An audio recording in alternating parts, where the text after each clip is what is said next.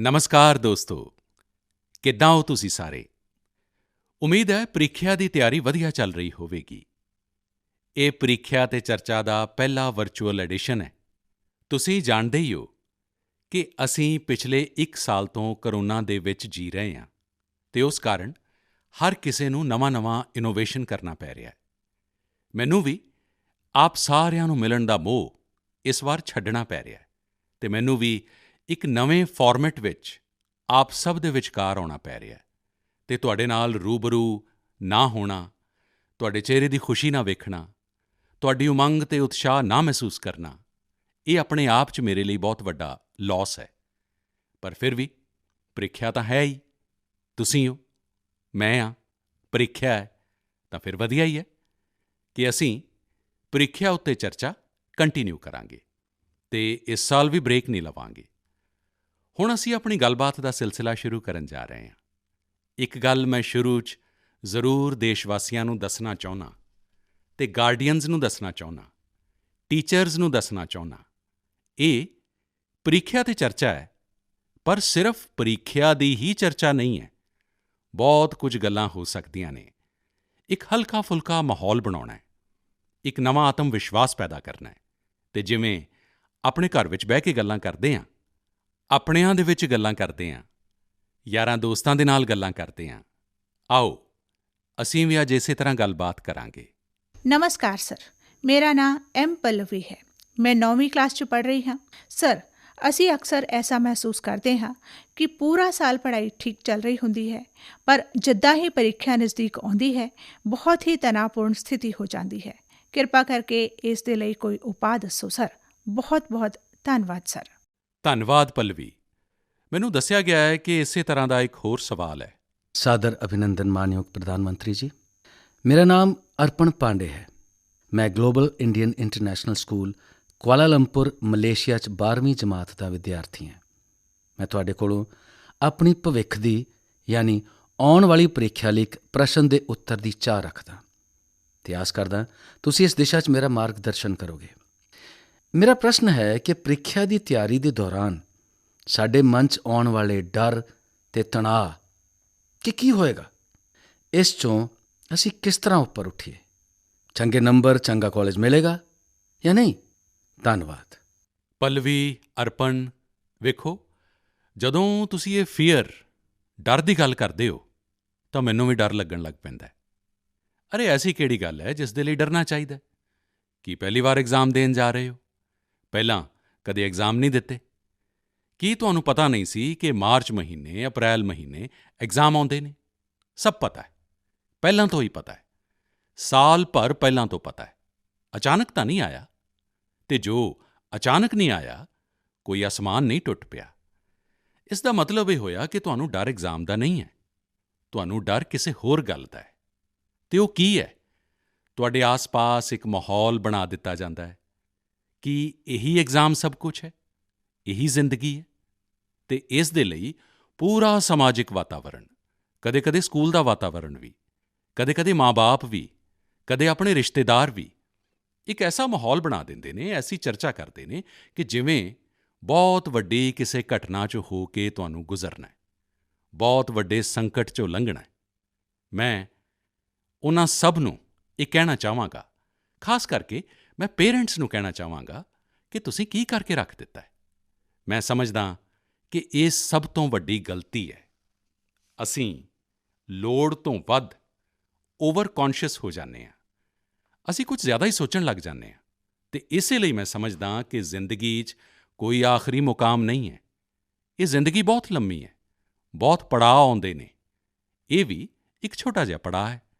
ਸਾਨੂੰ ਦਬਾਅ ਨਹੀਂ ਬਣਾਉਣਾ ਚਾਹੀਦਾ, ਭਾਵੇਂ ਟੀਚਰ ਹੋਵੇ, ਸਟੂਡੈਂਟ ਹੋਵੇ, ਪਰਿਵਾਰ ਦੇ ਲੋਕ ਹੋਣ, ਯਾਰ ਦੋਸਤ ਹੋਣ। ਅਗਰ ਬਾਹਰ ਦਾ ਦਬਾਅ ਘੱਟ ਹੋ ਗਿਆ, ਖਤਮ ਹੋ ਗਿਆ, ਤਾਂ ਐਗਜ਼ਾਮ ਦਾ ਦਬਾਅ ਕਦੇ ਮਹਿਸੂਸ ਨਹੀਂ ਹੋਏਗਾ। ਕੌਨਫੀਡੈਂਸ ਵਧੇਗਾ, ਫੁੱਲੇਗਾ, ਪ੍ਰੈਸ਼ਰ ਰਿਲੀਜ਼ ਹੋ ਜਾਏਗਾ, ਡਿਕਰੀਜ਼ ਹੋ ਜਾਏਗਾ ਅਤੇ ਬੱਚਿਆਂ ਨੂੰ ਘਰ ਵਿੱਚ ਸਹਿਜ, ਤਣਾਅ-ਮੁਕਤ ਜੀਵਨ ਜਿਊਣਾ ਚਾਹੀਦਾ ਹੈ। ਛੋਟੀਆਂ-ਮੋਟੀਆਂ, ਹਲਕੀਆਂ-ਫੁਲਕੀਆਂ ਗੱਲਾਂ ਜੋ ਰੋਜ਼ ਕਰਦੇ ਸੀ, ਜ਼ਰੂਰ ਕਰਨੀਆਂ ਚਾਹੀਦੀਆਂ ਨੇ। ਦੇਖੋ ਦੋਸਤੋ, ਪਹਿਲਾਂ ਕੀ ਹੁੰਦਾ ਸੀ? ਪਹਿਲਾਂ ਮਾਂ-ਬਾਪ ਬੱਚਿਆਂ ਦੇ ਨਾਲ ਜ਼ਿਆਦਾ ਇਨਵੋਲਵ ਰਹਿੰਦੇ ਸੀ ਅਤੇ ਨਾਲ ਹੀ ਸਹਿਜ ਵੀ ਰਹਿੰਦੇ ਸਨ ਅਤੇ ਕਈ ਵਿਸ਼ਿਆਂ ਨੂੰ ਲੈ ਕੇ ਇਨਵੋਲਵ ਰਹਿੰਦੇ ਸਨ। ਅੱਜ ਜੋ ਵੀ ਇਨਵੋਲਵ ਰਹਿੰਦੇ ਨੇ ਉਹ ਜ਼ਿਆਦਾਤਰ ਕੈਰੀਅਰ, ਐਗਜ਼ਾਮ, ਕਿਤਾਬ, ਸਿਲੇਬਸ, ਪੜ੍ਹਾਈ। ਮੈਂ ਇਸ ਨੂੰ ਸਿਰਫ ਇਨਵੋਲਵਮੈਂਟ ਨਹੀਂ ਮੰਨਦਾ ਅਤੇ ਇਸ ਦੇ ਨਾਲ ਇਨ੍ਹਾਂ ਨੂੰ ਆਪਣੇ ਬੱਚਿਆਂ ਦੀ ਅਸਲੀ ਸਮਰੱਥਾ ਦਾ ਪਤਾ ਨਹੀਂ ਹੁੰਦਾ। ਅਗਰ ਮਾਂ-ਬਾਪ ਜ਼ਿਆਦਾ ਇਨਵੋਲਵ ਨੇ ਤਾਂ ਬੱਚਿਆਂ ਦੀ ਰੁਚੀ, ਸੁਭਾਅ ਅਤੇ ਪ੍ਰਵਿਰਤੀ ਇਸ ਸਭ ਨੂੰ ਚੰਗੀ ਤਰ੍ਹਾਂ ਸਮਝ ਲੈਂਦੇ ਨੇ ਅਤੇ ਜੋ ਕਮੀਆਂ ਨੇ ਉਨ੍ਹਾਂ ਕਮੀਆਂ ਨੂੰ ਸਮਝ ਕੇ ਉਨ੍ਹਾਂ ਨੂੰ ਭਰਨ ਦੀ ਕੋਸ਼ਿਸ਼ ਕਰਦੇ ਨੇ ਅਤੇ ਉਸ ਦੇ ਕਾਰਨ ਬੱਚੇ ਦਾ ਕੌਨਫੀਡੈਂਸ ਲੈਵਲ ਵੱਧਦਾ ਹੈ। ਉਸ ਦੀ ਸਟਰੈਂਥ ਮਾਂ-ਬਾਪ ਨੂੰ ਪਤਾ ਹੈ, ਉਸ ਦੀਆਂ ਵੀਕਨੈਸਿਸ ਮਾਂ-ਬਾਪ ਨੂੰ ਪਤਾ ਹੈ ਅਤੇ ਉਸ ਕਾਰਨ ਮਾਂ-ਬਾਪ ਸਮਝਦੇ ਨੇ ਕਿ ਐਸੇ ਸਮੇਂ ਵੀਕਨੈਸਿਸ ਨੂੰ ਪਾਸੇ ਕਰੋ, ਸਟਰੈਂਥ 'ਤੇ ਜਿੰਨਾ ਜ਼ੋਰ ਦੇ ਸਕਦੇ ਹੋ ਦਿਓ। ਪਰ ਅੱਜ ਕੁਝ ਮਾਂ-ਬਾਪ ਇੰਨੇ ਰੁੱਝੇ ਨੇ, ਇੰਨੇ ਮਸਰੂਫ ਨੇ ਕਿ ਉਨ੍ਹਾਂ ਨੂੰ ਬੱਚਿਆਂ ਨਾਲ ਰੀਅਲ ਸੈਂਸ ਵਿੱਚ ਇਨਵੋਲਵ ਹੋਣ ਦਾ ਸਮਾਂ ਹੀ ਨਹੀਂ ਮਿਲਦਾ।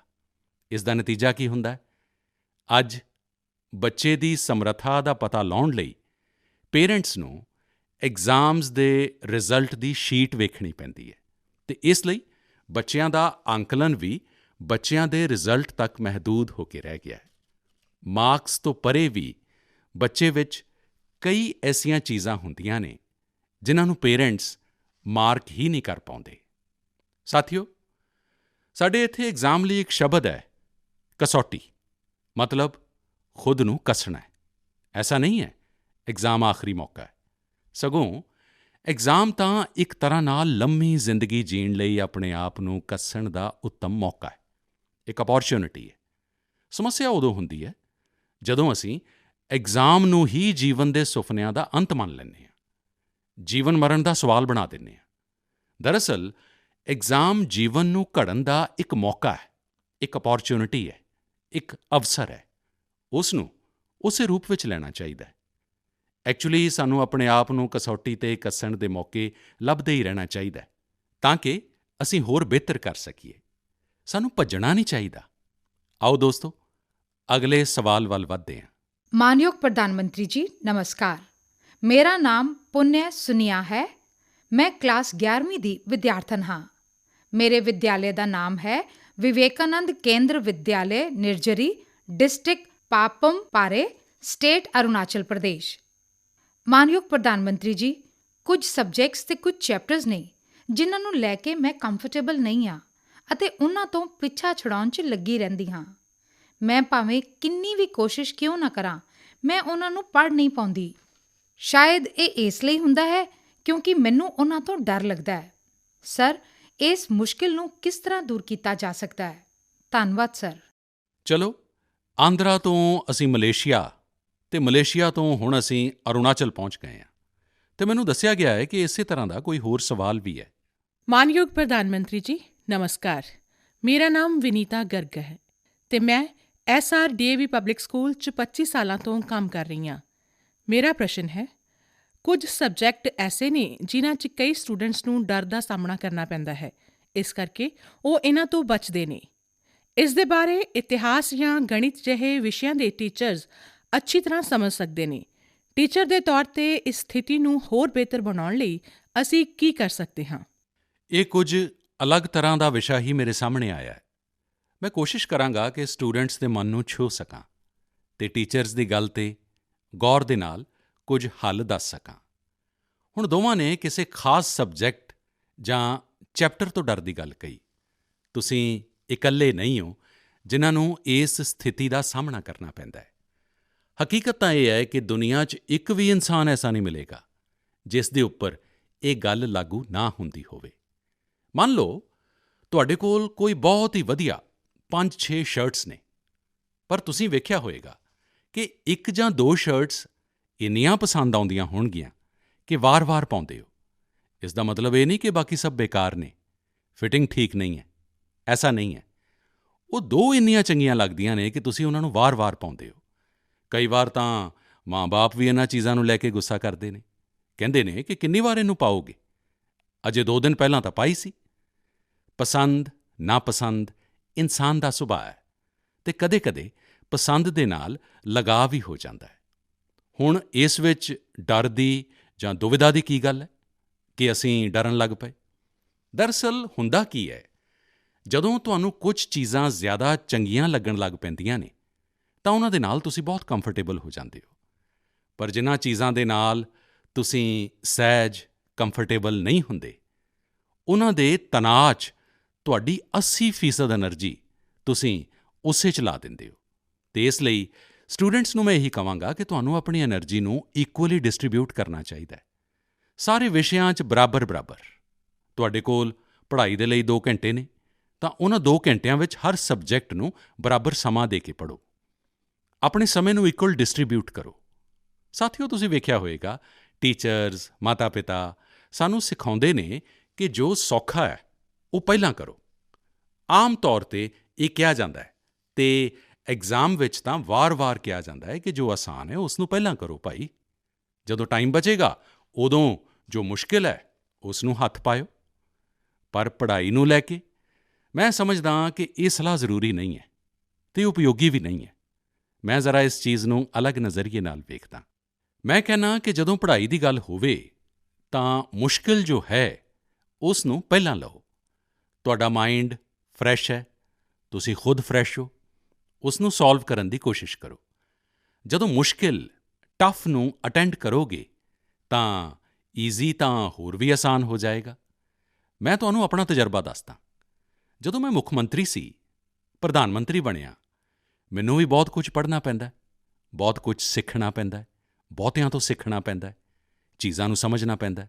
ਤਾਂ ਮੈਂ ਕੀ ਕਰਦਾ ਸੀ, ਜੋ ਮੁਸ਼ਕਿਲ ਗੱਲਾਂ ਹੁੰਦੀਆਂ ਸਨ, ਜਿਨ੍ਹਾਂ ਦੇ ਫੈਸਲੇ ਗੰਭੀਰ ਹੁੰਦੇ ਸੀ, ਮੇਰੀ ਸਵੇਰ ਮੁਸ਼ਕਿਲ ਚੀਜ਼ਾਂ ਤੋਂ ਸ਼ੁਰੂ ਹੁੰਦੀ ਸੀ।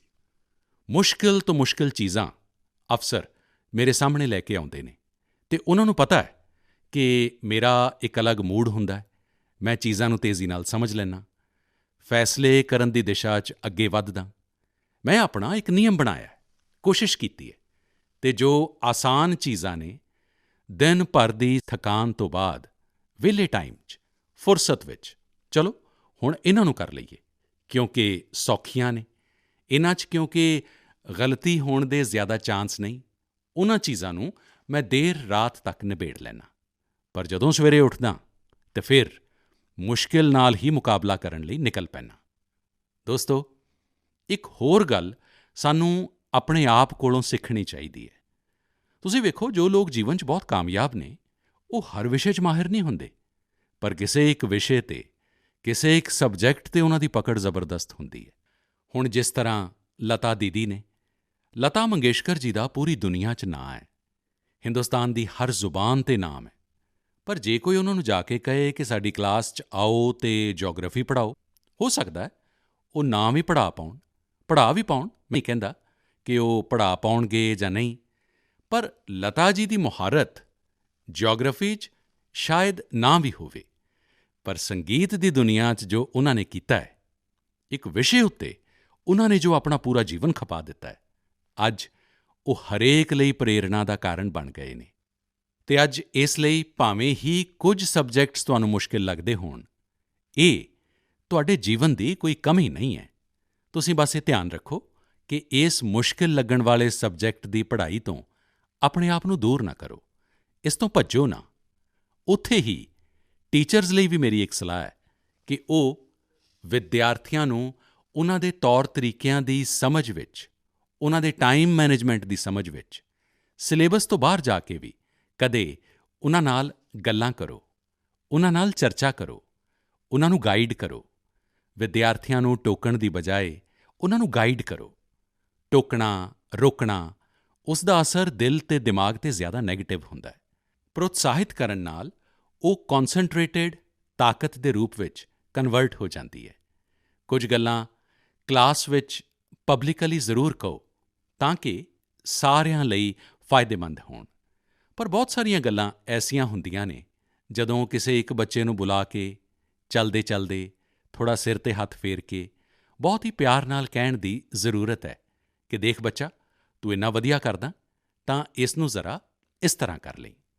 ਤੁਹਾਡੇ ਅੰਦਰ ਬਹੁਤ ਵੱਡੀ ਤਾਕਤ ਹੈ, ਤੁਸੀਂ ਵੇਖਣਾ ਇਹ ਬਹੁਤ ਕੰਮ ਆਏਗਾ। ਇੱਕ ਕੰਮ ਕਰੋ, ਤੁਹਾਡੇ ਜੀਵਨ 'ਚ ਇਹੋ ਜਿਹੀਆਂ ਕਿਹੜੀਆਂ ਗੱਲਾਂ ਸਨ ਜੋ ਕਦੇ ਬਹੁਤ ਮੁਸ਼ਕਿਲ ਲੱਗਦੀਆਂ ਸਨ ਅਤੇ ਅੱਜ ਤੁਸੀਂ ਉਹਨਾਂ ਨੂੰ ਬੜੀ ਆਸਾਨੀ ਨਾਲ ਕਰ ਪਾ ਰਹੇ ਹੋ। ਇਸੇ ਤਰ੍ਹਾਂ ਦੇ ਕੁਝ ਕੰਮਾਂ ਦੀ ਲਿਸਟ ਬਣਾਓ।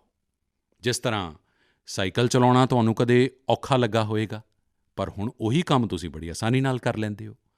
ਕਦੇ ਤੈਰਨ ਦੀ ਗੱਲ ਆਈ ਹੋਵੇਗੀ, ਬਹੁਤ ਡਰ ਲੱਗਾ ਹੋਵੇਗਾ, ਪਾਣੀ 'ਚ ਉਤਰਨ ਤੋਂ ਵੀ ਡਰੇ ਹੋਵੋਗੇ, ਪਰ ਅੱਜ ਤੁਸੀਂ ਤੈਰਨਾ ਸਿੱਖ ਗਏ ਹੋਵੋਗੇ। ਜੋ ਔਖਾ ਸੀ ਉਸ ਨੂੰ ਤੁਸੀਂ ਸੌਖੇ 'ਚ ਕਨਵਰਟ ਕਰ ਦਿੱਤਾ। ਤੁਹਾਡੀ ਜ਼ਿੰਦਗੀ 'ਚ ਸੈਂਕੜੇ ਚੀਜ਼ਾਂ ਅਜਿਹੀਆਂ ਹੋਣਗੀਆਂ। ਜੇ ਤੁਸੀਂ ਇਹ ਯਾਦ ਕਰਕੇ ਜ਼ਰਾ ਕਿਸੇ ਕਾਗਜ਼ 'ਤੇ ਲਿਖ ਲਓਗੇ ਤਾਂ ਕਦੇ ਤੁਹਾਨੂੰ ਕਿਸੇ ਨੂੰ ਵੀ, ਮੈਨੂੰ ਵੀ ਮੁਸ਼ਕਿਲ ਵਾਲਾ ਸਵਾਲ ਪੁੱਛਣਾ ਹੀ ਨਹੀਂ ਪਏਗਾ। ਕਦੇ ਤੁਹਾਨੂੰ ਕੋਈ ਚੀਜ਼ ਮੁਸ਼ਕਿਲ ਲੱਗੇਗੀ ਹੀ ਨਹੀਂ। ਮੇਰੇ ਉੱਤੇ ਭਰੋਸਾ ਕਰੋ ਦੋਸਤੋ, ਇੱਕ ਵਾਰ ਕਰਕੇ ਵੇਖੋ। Prime Minister ji, Vanakkam. I am studying 12th standard in Sri Abraham Kingdom, Vivekananda, Matric, Kanyakumari. Yes, sir. During this pandemic situation, I have to the online classes. We all get much more free time than usual. I would like to know, how can we do the best use of our free time? Many thanks to Prime Minister for giving me this opportunity. ਵਣਕਮ। Mummy papa ਨੂੰ ਪਤਾ ਚੱਲੇਗਾ ਨਾ ਕਿ ਪ੍ਰੀਖਿਆ ਵੇਲੇ 'ਚ ਤੁਸੀਂ ਖਾਲੀ ਸਮੇਂ ਦੀ ਗੱਲ ਕਰ ਰਹੇ ਹੋ, ਫਿਰ ਵੇਖਿਓ ਕੀ ਹੁੰਦਾ। ਖੈਰ, ਮੈਨੂੰ ਇਹ ਸਵਾਲ ਬਹੁਤ ਚੰਗਾ ਲੱਗਾ ਕਿ ਤੁਸੀਂ ਐਗਜ਼ਾਮ ਦੇ ਸਮੇਂ ਵੀ ਖਾਲੀ ਸਮੇਂ 'ਤੇ ਧਿਆਨ ਦੇ ਰਹੇ ਹੋ, ਖਾਲੀ ਸਮੇਂ 'ਤੇ ਚਰਚਾ ਕਰ ਰਹੇ ਹੋ।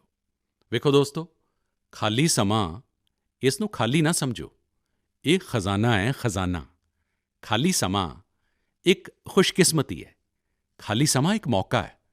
ਤੁਹਾਡੀ ਦਿਨਚਰਿਆ, ਡੇਲੀ ਰੂਟੀਨ 'ਚ ਖਾਲੀ ਸਮੇਂ ਦੇ ਪਲ ਹੋਣੇ ਹੀ ਚਾਹੀਦੇ ਨੇ, ਵਰਨਾ ਜ਼ਿੰਦਗੀ ਇੱਕ ਰੋਬੋਟ ਬਣ ਕੇ ਰਹਿ ਜਾਂਦੀ ਹੈ। ਦਰਅਸਲ ਖਾਲੀ ਸਮਾਂ ਦੋ ਤਰ੍ਹਾਂ ਦਾ ਹੋ ਸਕਦਾ ਹੈ। ਇੱਕ, ਜੋ ਤੁਹਾਨੂੰ ਸਵੇਰ ਤੋਂ ਹੀ ਪਤਾ ਹੈ ਕਿ ਤੁਸੀਂ ਅੱਜ 3 ਵਜੇ ਤੋਂ 4 ਵਜੇ ਤੱਕ ਫ੍ਰੀ ਹੋ, ਜਾਂ ਆਉਣ ਵਾਲੇ ਐਤਵਾਰ ਤੁਸੀਂ ਅੱਧਾ ਦਿਨ ਫ੍ਰੀ ਹੋ, ਜਾਂ 4 ਤਾਰੀਖ ਨੂੰ ਛੁੱਟੀ ਹੈ, ਤੁਸੀਂ ਦੁਪਹਿਰ ਤੱਕ ਫ੍ਰੀ ਹੋ, ਮਤਲਬ ਤੁਹਾਨੂੰ ਪਤਾ ਹੈ। ਪਰ ਦੂਸਰਾ ਉਹ ਜਿਸ ਦਾ ਪਤਾ ਤੁਹਾਨੂੰ ਲਾਸਟ ਮੋਮੈਂਟ 'ਤੇ ਚੱਲਦਾ ਹੈ। ਜੇ ਤੁਹਾਨੂੰ ਪਹਿਲਾਂ ਤੋਂ ਹੀ ਪਤਾ ਹੈ ਕਿ ਮੇਰੇ ਕੋਲ ਖਾਲੀ ਸਮਾਂ ਹੈ, ਤਾਂ ਤੁਸੀਂ ਆਪਣੇ ਪੇਰੈਂਟਸ ਜਾਂ ਆਪਣੀ ਭੈਣ ਭਰਾ ਨੂੰ ਕਹਿ ਸਕਦੇ ਹੋ ਕਿ ਮੈਂ ਤੁਹਾਡੀ ਹੈਲਪ ਕਰਾਂਗਾ, ਤੁਹਾਨੂੰ ਕੀ ਕੰਮ ਕਰਨਾ ਹੈ, ਤੁਸੀਂ ਕੀ ਕਰ ਰਹੇ ਹੋ, ਮੈਂ ਕੀ ਹੈਲਪ ਕਰ ਸਕਦਾ। ਦੂਸਰਾ, ਤੁਸੀਂ ਸੋਚੋ ਇਹੋ ਜਿਹੀਆਂ ਕਿਹੜੀਆਂ ਚੀਜ਼ਾਂ ਨੇ ਜੋ ਤੁਹਾਨੂੰ ਖੁਸ਼ੀ ਦਿੰਦੀਆਂ ਨੇ। ਥੋੜ੍ਹੇ ਭਾਰੀ ਭਰਕਮ ਸ਼ਬਦ ਨੇ, ਸਵਾਂਤ ਸੁਖਾਏ, ਜਿਸ ਵਿੱਚ ਤੁਹਾਨੂੰ ਸੁੱਖ ਮਿਲਦਾ ਹੈ, ਤੁਹਾਨੂੰ ਆਨੰਦ ਮਿਲਦਾ ਹੈ, ਜੋ ਤੁਹਾਡੇ ਮਨ ਨੂੰ ਬਹਿਲਾਵੇ। ਤੁਸੀਂ ਅਜਿਹਾ ਵੀ ਕੁਝ ਕਰ ਸਕਦੇ ਹੋ। ਹੁਣ ਤੁਸੀਂ ਮੈਨੂੰ ਪੁੱਛਿਆ ਤਾਂ ਮੈਂ ਵੀ ਸੋਚਦਾ ਕਿ ਮੈਂ ਕੀ ਕਰਨਾ ਪਸੰਦ ਕਰਦਾ। ਮੈਂ ਆਪਣੀ ਦਿਨਚਰਿਆ 'ਚ ਆਬਜ਼ਰਵ ਕੀਤਾ ਹੈ ਕਿ ਜੇ ਮੈਨੂੰ ਥੋੜ੍ਹਾ ਜਿਹਾ ਵੀ ਖਾਲੀ ਸਮਾਂ ਮਿਲ ਜਾਏ ਤਾਂ ਮੇਰਾ ਮਨ ਕਰੇਗਾ ਕਿ ਸਾਹਮਣੇ ਜੇ ਝੂਲਾ ਹੈ ਅਤੇ ਕੁਝ ਪਲ ਮੈਂ ਝੂਲੇ 'ਤੇ ਜ਼ਰੂਰ ਬੈਠਾਂ। ਬਹੁਤ ਥਕਾਨ ਹੈ ਅਤੇ ਜੇ 5 ਮਿੰਟ ਦਾ ਵੀ ਸਮਾਂ ਮਿਲ ਗਿਆ, ਜਾਂ ਫਿਰ ਮੈਂ ਕੋਈ ਕੰਮ ਵੀ ਕਰ ਰਿਹਾ ਅਤੇ ਆਪਣੇ ਖਾਲੀ ਸਮੇਂ 'ਚ ਝੂਲੇ ਉੱਤੇ ਬੈਠ ਕੇ, ਪਤਾ ਨਹੀਂ ਕੀ ਕਾਰਨ ਹੈ, ਪਰ ਮੇਰਾ ਮਨ ਬਾਗ-ਬਾਗ ਹੋ ਜਾਂਦਾ ਹੈ। ਜਦੋਂ ਤੁਸੀਂ ਖਾਲੀ ਸਮਾਂ ਅਰਨ ਕਰਦੇ ਹੋ ਤਾਂ ਤੁਹਾਨੂੰ ਉਸ ਦੀ ਸਭ ਤੋਂ ਜ਼ਿਆਦਾ ਵੈਲਿਊ ਪਤਾ ਚੱਲਦੀ ਹੈ।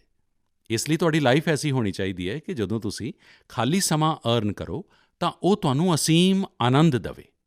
ਇੱਥੇ ਇਹ ਵੀ ਧਿਆਨ ਰੱਖਣ ਦੀ ਜ਼ਰੂਰਤ ਹੈ ਕਿ ਖਾਲੀ ਸਮੇਂ 'ਚ ਕਿਹਨਾਂ ਚੀਜ਼ਾਂ ਤੋਂ ਬਚਣਾ ਚਾਹੀਦਾ ਹੈ, ਨਹੀਂ ਤਾਂ ਉਹੀ ਚੀਜ਼ਾਂ ਸਾਰਾ ਖਾਲੀ ਸਮਾਂ ਖਾ ਜਾਣਗੀਆਂ, ਪਤਾ ਵੀ ਨਹੀਂ ਚੱਲੇਗਾ ਅਤੇ ਅਖੀਰ ਵਿੱਚ ਰਿਫਰੈਸ਼, ਰਿਲੈਕਸ ਹੋਣ ਦੀ ਬਜਾਏ ਤੁਸੀਂ ਤੰਗ ਆ ਜਾਓਗੇ, ਥਕਾਨ ਮਹਿਸੂਸ ਕਰਨ ਲੱਗੋਗੇ।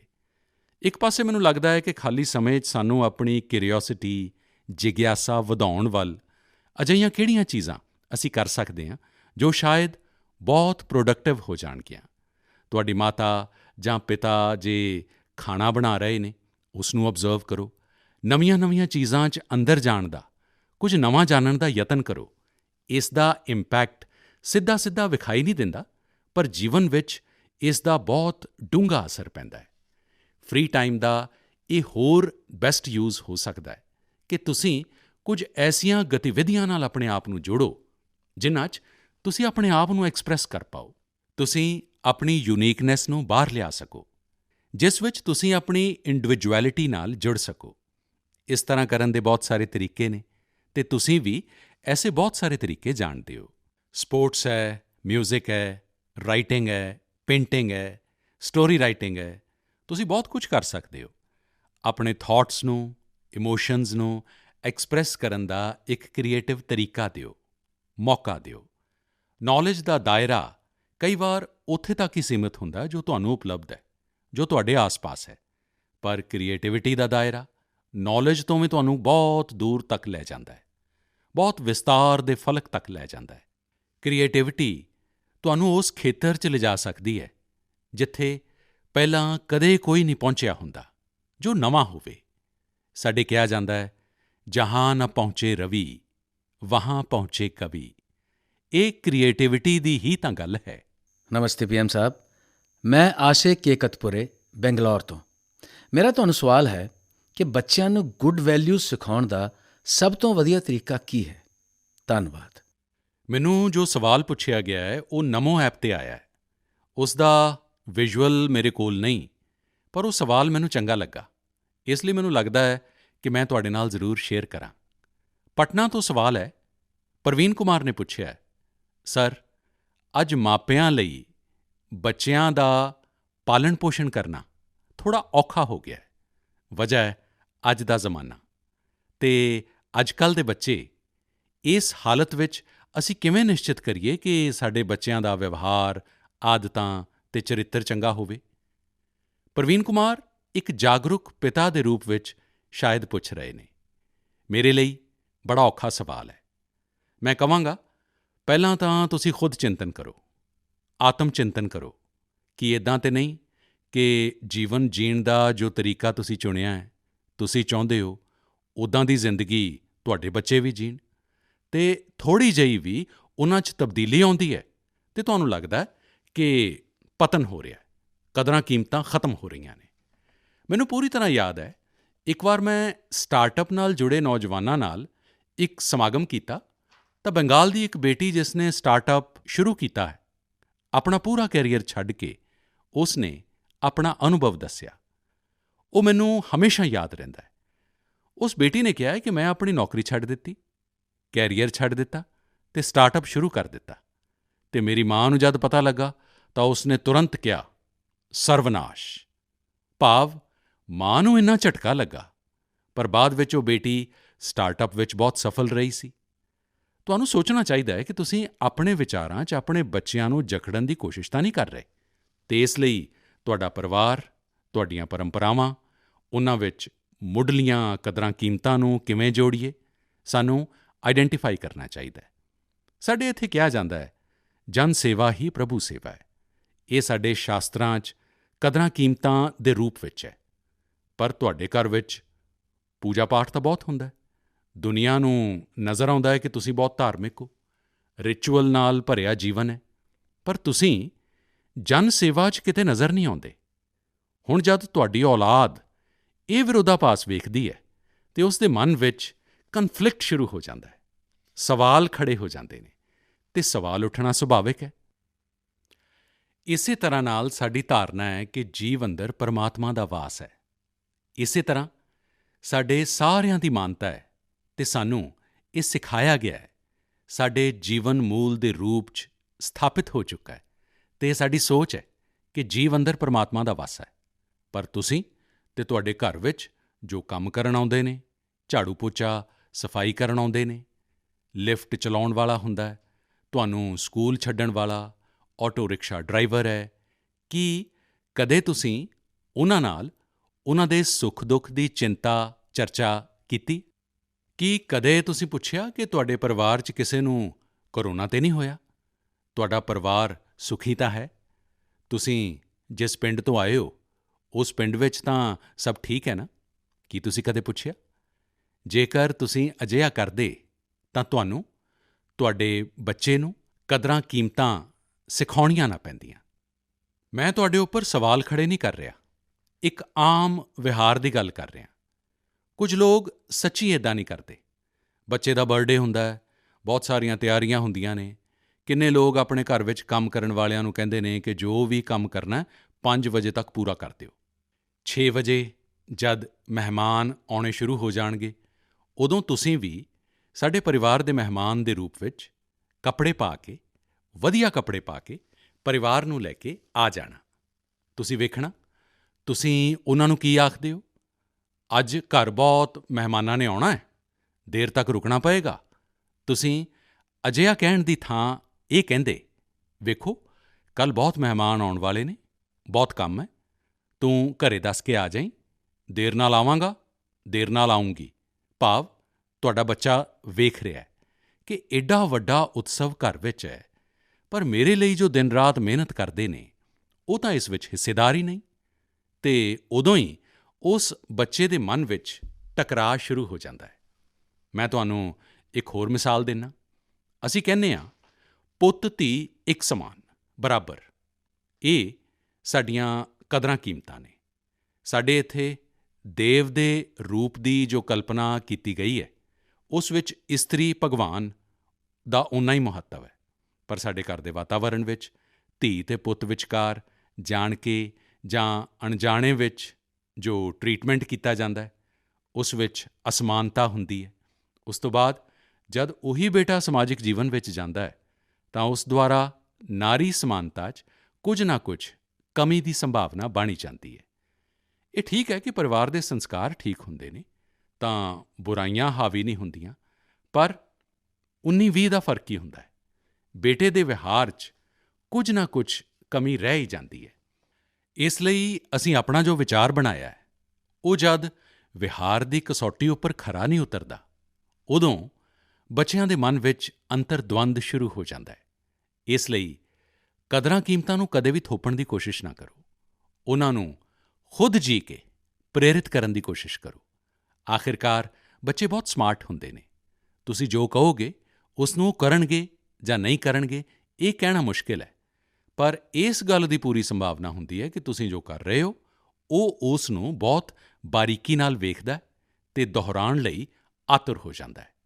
ਪਰ ਜਦ ਤੁਸੀਂ ਸਾਡੇ ਇਨ੍ਹਾਂ ਮੁੱਲਾਂ ਦੇ ਨਾਲ ਸਾਡੇ ਇਤਿਹਾਸ, ਸਾਡੇ ਪੁਰਾਣ, ਸਾਡੇ ਪੁਰਖਿਆਂ ਦੀਆਂ ਨਿੱਕੀਆਂ-ਨਿੱਕੀਆਂ ਗੱਲਾਂ ਨੂੰ ਸਹਿਜਤਾ ਨਾਲ ਜੋੜੋਗੇ ਤਾਂ ਬੱਚੇ ਵੀ ਪ੍ਰੇਰਿਤ ਹੋਣਗੇ। ਆਚਾਰ ਵਿਹਾਰ 'ਚ ਉਤਰਨਾ ਸੌਖਾ ਹੋ ਜਾਏਗਾ। ਨਮਸਕਾਰ ਸਰ, ਮੈਂ ਪ੍ਰਤਿਭਾ ਗੁਪਤਾ, ਕੁੰਦਨ ਵਿੱਦਿਆ ਮੰਦਿਰ, ਲੁਧਿਆਣਾ ਤੋਂ। ਸਰ, ਮੇਰਾ ਤੁਹਾਨੂੰ ਸਵਾਲ ਹੈ ਕਿ ਸਾਨੂੰ ਹਮੇਸ਼ਾ ਕੰਮ ਕਰਵਾਉਣ ਲਈ ਬੱਚਿਆਂ ਦੇ ਮਗਰ ਭੱਜਣਾ ਪੈਂਦਾ ਹੈ, ਤਾਂ ਅਸੀਂ ਉਹਨਾਂ ਨੂੰ ਕਿਵੇਂ ਸੈਲਫ ਮੋਟੀਵੇਟਿਡ ਬਣਾ ਸਕਦੇ ਹਾਂ ਤਾਂ ਕਿ ਆਪਣੇ ਕੰਮ ਉਹ ਖੁਦ ਕਰਨ? ਧੰਨਵਾਦ। ਤੁਸੀਂ ਬੁਰਾ ਨਾ ਮੰਨਣਾ ਤਾਂ ਮੈਂ ਜ਼ਰਾ ਇਸ ਵਿਸ਼ੇ ਵਿੱਚ ਤੁਹਾਡੇ ਨਾਲੋਂ ਵੱਖਰੀ ਰਾਏ ਰੱਖਦਾ। ਮੈਨੂੰ ਲੱਗਦਾ ਹੈ ਕਿ ਬੱਚਿਆਂ ਮਗਰ ਇਸ ਲਈ ਭੱਜਣਾ ਪੈਂਦਾ ਹੈ ਕਿਉਂਕਿ ਉਹਨਾਂ ਦੀ ਰਫ਼ਤਾਰ ਸਾਡੇ ਨਾਲੋਂ ਜ਼ਿਆਦਾ ਹੈ। ਇਹ ਗੱਲ ਠੀਕ ਹੈ ਕਿ ਬੱਚਿਆਂ ਨੂੰ ਸਿਖਾਉਣ ਦੀ, ਦੱਸਣ ਦੀ, ਸੰਸਕਾਰ ਦੇਣ ਦੀ ਜ਼ਿੰਮੇਵਾਰੀ ਸਾਰੇ ਪਰਿਵਾਰ ਦੀ ਹੈ, ਪਰ ਕਈ ਵਾਰ ਵੱਡੇ ਹੋਣ ਦੇ ਬਾਵਜੂਦ ਸਾਨੂੰ ਵੀ ਤਾਂ ਮੁਲਾਂਕਣ ਕਰਨਾ ਚਾਹੀਦਾ। ਅਸੀਂ ਇੱਕ ਸਾਂਚਾ ਤਿਆਰ ਕਰ ਦਿੰਦੇ ਹਾਂ ਅਤੇ ਬੱਚੇ ਨੂੰ ਉਸ ਵਿੱਚ ਢਾਲਣ ਦੀ ਕੋਸ਼ਿਸ਼ ਕਰਦੇ ਰਹਿੰਦੇ ਹਾਂ, ਅਤੇ ਸਮੱਸਿਆ ਇੱਥੋਂ ਹੀ ਸ਼ੁਰੂ ਹੁੰਦੀ ਹੈ। ਅਸੀਂ ਇਸ ਨੂੰ ਸੋਸ਼ਲ ਸਟੇਟਸ ਦਾ ਸਿੰਬਲ ਬਣਾ ਲੈਂਦੇ ਹਾਂ। ਅਕਸਰ ਮਾਤਾ-ਪਿਤਾ ਆਪਣੇ ਮਨ ਵਿੱਚ ਕੁਝ ਟੀਚੇ ਤਿਆਰ ਕਰ ਲੈਂਦੇ ਨੇ, ਕੁਝ ਪੈਰਾਮੀਟਰ ਬਣਾ ਲੈਂਦੇ ਨੇ ਅਤੇ ਕੁਝ ਸੁਪਨੇ ਵੀ ਪਾਲ ਲੈਂਦੇ ਨੇ। ਫਿਰ ਆਪਣੇ ਉਹਨਾਂ ਸੁਪਨਿਆਂ, ਟੀਚਿਆਂ ਨੂੰ ਪੂਰਿਆਂ ਕਰਨ ਦਾ ਬੋਝ ਬੱਚਿਆਂ ਉੱਪਰ ਲੱਦ ਦਿੰਦੇ ਨੇ। ਅਸੀਂ ਆਪਣੇ ਟੀਚਿਆਂ ਲਈ ਬੱਚਿਆਂ ਨੂੰ ਜਾਣੇ-ਅਣਜਾਣੇ 'ਚ, ਮਾਫ਼ ਕਰਨਾ ਮੈਨੂੰ, ਮੇਰੇ ਸ਼ਬਦ ਕਠੋਰ ਲੱਗਣਗੇ, ਜਾਣੇ-ਅਣਜਾਣੇ 'ਚ ਅਸੀਂ ਬੱਚਿਆਂ ਨੂੰ ਇੰਸਟਰੂਮੈਂਟ ਮੰਨਣ ਲੱਗ ਪੈਂਦੇ ਹਾਂ ਅਤੇ ਜਦ ਬੱਚਿਆਂ ਨੂੰ ਉਸ ਦਿਸ਼ਾ 'ਚ ਖਿੱਚਣ 'ਚ ਅਸਫਲ ਹੋ ਜਾਂਦੇ ਹਾਂ ਅਤੇ ਇਹ ਕਹਿਣ ਲੱਗਣ ਲੱਗਦੇ ਹਾਂ ਕਿ ਬੱਚਿਆਂ 'ਚ ਮੋਟੀਵੇਸ਼ਨ ਅਤੇ ਇੰਸਪੀਰੇਸ਼ਨ ਦੀ ਕਮੀ ਹੈ। ਕਿਸੇ ਨੂੰ ਵੀ ਮੋਟੀਵੇਟ ਕਰਨ ਦਾ ਪਹਿਲਾ ਸ਼ਬਦ ਹੈ ਟ੍ਰੇਨਿੰਗ, ਪ੍ਰੋਪਰ ਟ੍ਰੇਨਿੰਗ। ਇੱਕ ਵਾਰ ਬੱਚੇ ਦਾ ਮਨ ਟ੍ਰੇਨਡ ਹੋ ਜਾਏਗਾ ਤਾਂ ਉਸ ਤੋਂ ਬਾਅਦ ਮੋਟੀਵੇਸ਼ਨ ਦਾ ਸਮਾਂ ਸ਼ੁਰੂ ਹੋਏਗਾ। ਟ੍ਰੇਨਿੰਗ ਦੇ ਕਈ ਮਾਧਿਅਮ, ਕਈ ਤਰੀਕੇ ਹੋ ਸਕਦੇ ਨੇ। ਚੰਗੀ ਕਿਤਾਬ, ਚੰਗੀਆਂ ਮੂਵੀਜ਼, ਚੰਗੀਆਂ ਕਹਾਣੀਆਂ, ਚੰਗੀਆਂ ਕਵਿਤਾਵਾਂ, ਚੰਗੇ ਮੁਹਾਵਰੇ ਜਾਂ ਚੰਗਾ ਅਨੁਭਵ, ਇਹ ਸਾਰੇ ਇੱਕ ਤਰ੍ਹਾਂ ਨਾਲ ਟ੍ਰੇਨਿੰਗ ਦੇ ਹੀ ਟੂਲਸ ਨੇ। ਜਿਵੇਂ ਕਿ ਤੁਸੀਂ ਚਾਹੁੰਦੇ ਹੋ ਤੁਹਾਡਾ ਬੱਚਾ ਸਵੇਰੇ ਉੱਠ ਕੇ ਪੜ੍ਹੇ, ਤੁਸੀਂ ਉਸ ਨੂੰ ਕਹਿੰਦੇ ਹੋ, ਬੋਲਦੇ ਵੀ ਹੋ, ਝਿੜਕਦੇ ਵੀ ਹੋ, ਪਰ ਤੁਹਾਨੂੰ ਸਫਲਤਾ ਨਹੀਂ ਮਿਲਦੀ।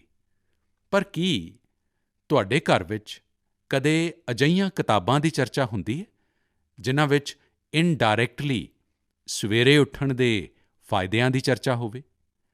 ਸਾਡੇ ਇੱਥੇ ਅਧਿਆਤਮਿਕ ਜੀਵਨ ਦੇ ਲੋਕ ਬ੍ਰਹਮ ਮੁਹੂਰਤ ਨਾਲ ਹੀ ਉਹਨਾਂ ਦਾ ਦਿਨ ਸ਼ੁਰੂ ਹੋ ਜਾਂਦਾ ਹੈ ਅਤੇ ਉਹ ਉਸੇ ਨੋਰਮਸ ਦਾ ਪਾਲਣ ਕਰਦੇ ਨੇ। ਤਾਂ ਦੂਜੇ ਪਾਸੇ ਅੱਜਕੱਲ੍ਹ 5 AM ਕਲੱਬ ਦੀ ਵੀ ਚਰਚਾ ਹੁੰਦੀ ਹੈ। ਕੀ ਤੁਸੀਂ ਕਿਸੇ ਅਜਿਹੀ ਕਿਤਾਬ ਦੀ ਘਰ ਵਿੱਚ ਚਰਚਾ ਕੀਤੀ ਹੈ ਜਾਂ ਕੋਈ ਅਜਿਹੀ ਮੂਵੀ ਜਾਂ ਡਾਕੂਮੈਂਟਰੀ ਵੇਖੀ ਹੈ ਜਿਸ ਵਿੱਚ ਇਸ ਬਾਰੇ ਵਿਗਿਆਨਿਕ ਤਰੀਕੇ ਨਾਲ, ਤਰਕਬੱਧ ਤਰੀਕੇ ਨਾਲ, ਇਮੋਸ਼ਨਜ਼ ਨਾਲ ਗੱਲਾਂ ਦੱਸੀਆਂ ਗਈਆਂ ਹੋਣ? ਇੱਕ ਵਾਰ ਇਹ ਕਰਕੇ ਵੇਖੋ। ਸਵੇਰੇ ਉੱਠਣ ਲਈ ਬੱਚੇ ਦੀ ਟ੍ਰੇਨਿੰਗ ਆਪੇ ਹੀ ਹੋ ਜਾਏਗੀ। ਇੱਕ ਵਾਰ ਮਨ ਟ੍ਰੇਨਡ ਹੋ ਗਿਆ, ਮਨ ਵਿੱਚ ਬੱਚਾ ਸਮਝ ਗਿਆ ਕਿ ਸਵੇਰੇ ਉੱਠਣ ਦਾ ਕੀ ਫਾਇਦਾ ਹੈ, ਤਾਂ ਫਿਰ ਉਹ ਖੁਦ ਮੋਟੀਵੇਟ ਹੋਣ ਲੱਗੇਗਾ। ਇਹੀ ਤਾਂ ਇਨਵਾਇਰਨਮੈਂਟ ਕ੍ਰੀਏਸ਼ਨ ਹੁੰਦਾ ਹੈ ਜਿਸ ਦੀ ਘਰ ਵਿੱਚ ਸਭ ਤੋਂ ਜ਼ਿਆਦਾ ਜ਼ਰੂਰਤ ਹੈ। ਤੁਸੀਂ ਬੱਚੇ ਦੇ ਬਚਪਨ ਦਾ ਉਹ ਸਮਾਂ ਯਾਦ ਕਰੋ ਜਦ ਤੁਸੀਂ ਉਸ ਨੂੰ ਗੋਦ ਵਿੱਚ ਲੈਂਦੇ ਸੀ। ਮੰਨ ਲਓ ਤੁਹਾਡੀ ਜੇਬ ਵਿੱਚ ਪੈੱਨ ਹੈ ਜਾਂ ਤੁਸੀਂ ਚਸ਼ਮਾ ਪਾਇਆ ਹੈ, ਬੱਚਾ ਉਸ ਨੂੰ ਖਿੱਚਦਾ ਹੈ, ਚਸ਼ਮਾ ਉਤਾਰਦਾ ਹੈ, ਤਾਂ ਤੁਸੀਂ ਕੀ ਕਰਦੇ ਸੀ? ਤੁਸੀਂ ਜੇਕਰ ਚਸ਼ਮਾ ਵਾਪਸ ਲੈਣ ਦੀ ਕੋਸ਼ਿਸ਼ ਕਰਦੇ ਤਾਂ ਉਹ ਰੋਂਦਾ ਹੈ, ਪੈੱਨ ਵਾਪਸ ਲੈਣ ਦੀ ਕੋਸ਼ਿਸ਼ ਕਰਦੇ ਹੋ ਤਾਂ ਉਹ ਰੋਂਦਾ ਹੈ। ਤਾਂ ਸਮਝਦਾਰ ਮਾਂ-ਬਾਪ ਕੀ ਕਰਦੇ ਨੇ? ਉਸ ਨੂੰ ਇੱਕ ਵੱਡਾ ਬਾਲ ਉਸ ਦੇ ਸਾਹਮਣੇ ਖੜਾ ਕਰ ਦਿੰਦੇ ਨੇ, ਲੈ ਕੇ ਖੜੇ ਹੋ ਜਾਂਦੇ ਨੇ। ਬੱਚਾ ਕੀ ਕਰਦਾ ਹੈ? ਚਸ਼ਮਾ ਛੱਡ ਦਿੰਦਾ ਹੈ, ਪੈੱਨ ਛੱਡ ਦਿੰਦਾ ਹੈ, ਬਾਲ ਖੇਡਣ ਲਈ ਲੈ ਲੈਂਦਾ ਹੈ, ਨਾ ਰੋਂਦਾ ਹੈ ਅਤੇ ਆਸਾਨੀ ਨਾਲ ਤੁਸੀਂ ਸੋਲਿਊਸ਼ਨ ਕੱਢ ਲੈਂਦੇ ਹੋ। ਤੁਸੀਂ ਉਸ ਦਾ ਮਾਈਂਡ ਡਾਇਵਰਟ ਕਰਕੇ ਉਸ ਨੂੰ ਜ਼ਿਆਦਾ ਪਸੰਦ ਦੀਆਂ ਦੂਸਰੀਆਂ ਪੋਜ਼ੀਟਿਵ ਚੀਜ਼ਾਂ ਦੇ ਕੇ ਉਸ ਨੂੰ ਮੋਟੀਵੇਟ ਕਰਦੇ ਸੀ। ਇਹ ਜੋ ਕੰਮ ਤੁਸੀਂ ਪਹਿਲਾਂ ਕੀਤਾ ਹੈ ਜਦ ਬੱਚਾ ਬਿਲਕੁਲ ਛੋਟਾ ਸੀ, ਉਹੀ ਕੰਮ ਤੁਸੀਂ ਹੁਣ ਵੀ ਕਰ ਸਕਦੇ ਹੋ। ਤੁਸੀਂ ਸੁਣਿਆ ਹੋਵੇਗਾ, ਏਕ ਦੀਪ ਸੇ ਜਲੇ ਦੂਸਰਾ। ਤੁਹਾਡਾ ਬੱਚਾ ਪਰ ਪ੍ਰਕਾਸ਼ਿਤ ਨਹੀਂ ਹੋਣਾ ਚਾਹੀਦਾ, ਤੁਹਾਡਾ ਬੱਚਾ ਸਵੈ ਪ੍ਰਕਾਸ਼ਿਤ ਹੋਣਾ ਚਾਹੀਦਾ ਹੈ। ਬੱਚੇ ਦੇ ਅੰਦਰ ਜੋ ਰੌਸ਼ਨੀ ਤੁਸੀਂ ਵੇਖਣਾ ਚਾਹੁੰਦੇ ਹੋ, ਉਹ ਚਾਨਣ ਉਸ ਦੇ ਅੰਦਰੋਂ ਪ੍ਰਕਾਸ਼ਮਾਨ ਹੋਣਾ ਚਾਹੀਦਾ ਹੈ ਅਤੇ ਇਹ ਤੁਹਾਡੀਆਂ ਚੇਤਨ ਸਰਗਰਮ ਕੋਸ਼ਿਸ਼ਾਂ ਨਾਲ ਸੰਭਵ ਹੈ। ਤੁਸੀਂ ਆਪਣੇ ਐਕਸ਼ਨਜ਼ ਵਿੱਚ ਜੋ ਤਬਦੀਲੀ ਵਿਖਾਓਗੇ, ਬੱਚਾ ਉਸ ਨੂੰ ਬਹੁਤ ਬਰੀਕੀ ਨਾਲ ਆਬਜ਼ਰਵ ਕਰੇਗਾ।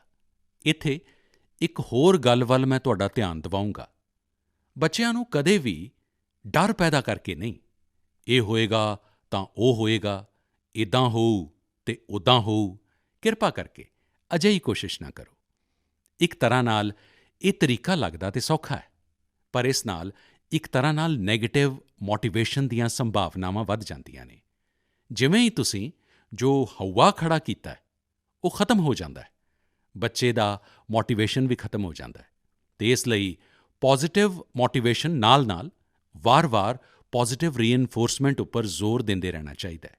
ਮੋਟੀਵੇਸ਼ਨ ਦਾ ਜੋ ਮੰਤਰ ਬੱਚਿਆਂ ਲਈ ਹੈ, ਇੱਕ ਤਰ੍ਹਾਂ ਨਾਲ ਉਹ ਸਾਡੇ ਸਾਰਿਆਂ ਲਈ ਵੀ ਹੈ, ਮਨੁੱਖ ਮਾਤਰ ਲਈ ਹੈ।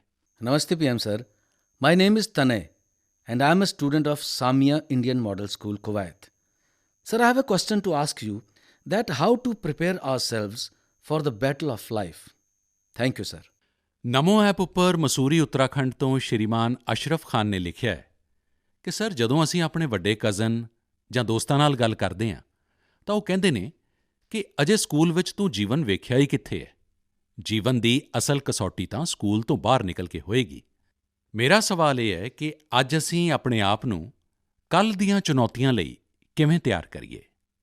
ਤਨੇ, ਤੁਸੀਂ ਤਾਂ ਕੁਵੈਤ ਤੋਂ ਮੇਰੇ ਨਾਲ ਗੱਲ ਕਰ ਰਹੇ ਹੋ, ਪਰ ਤਨੇ, ਕਦੇ ਕਿਸੇ ਨੇ ਇਸ ਗੱਲ ਨੂੰ ਮਾਰਕ ਕੀਤਾ ਕਿ ਤੁਹਾਡੀ ਜੋ ਆਵਾਜ਼ ਹੈ ਉਹ ਗੌਡ ਗਿਫਟਡ ਹੈ?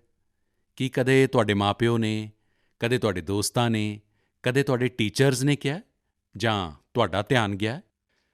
ਅੱਜ ਤੁਹਾਡਾ ਸਵਾਲ ਸੁਣਨ ਤੋਂ ਬਾਅਦ, ਖੈਰ ਰਿਕਾਰਡਡ ਹੈ, ਪਰ ਮੈਂ ਪੱਕਾ ਮੰਨਦਾ ਕਿ ਤੁਹਾਨੂੰ ਬਹੁਤ ਹੀ ਖਾਸ ਤਰ੍ਹਾਂ ਦੀ ਆਵਾਜ਼ ਪਰਮਾਤਮਾ ਨੇ ਦਿੱਤੀ ਹੈ। ਕਦੇ ਉਸ ਉੱਪਰ ਧਿਆਨ ਦਿਓ, ਇਹ ਤੁਹਾਡੀ ਬਹੁਤ ਹੀ ਵੱਡੀ ਵਿਰਾਸਤ ਬਣ ਸਕਦੀ ਹੈ।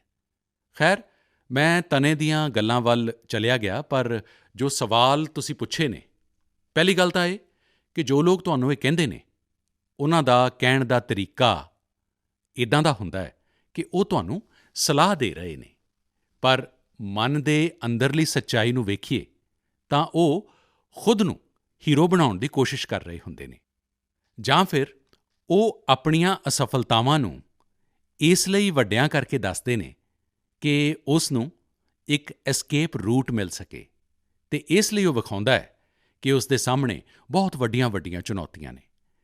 ਇਸ ਸਿਚੁਏਸ਼ਨ ਵਿੱਚ ਮੇਰਾ ਸਿੱਧਾ ਮੰਤਰ ਹੈ, ਇੱਕ ਕੰਨੋਂ ਸੁਣੋ, ਦੂਜੇ ਕੰਨੋਂ ਕੱਢ ਦਿਓ।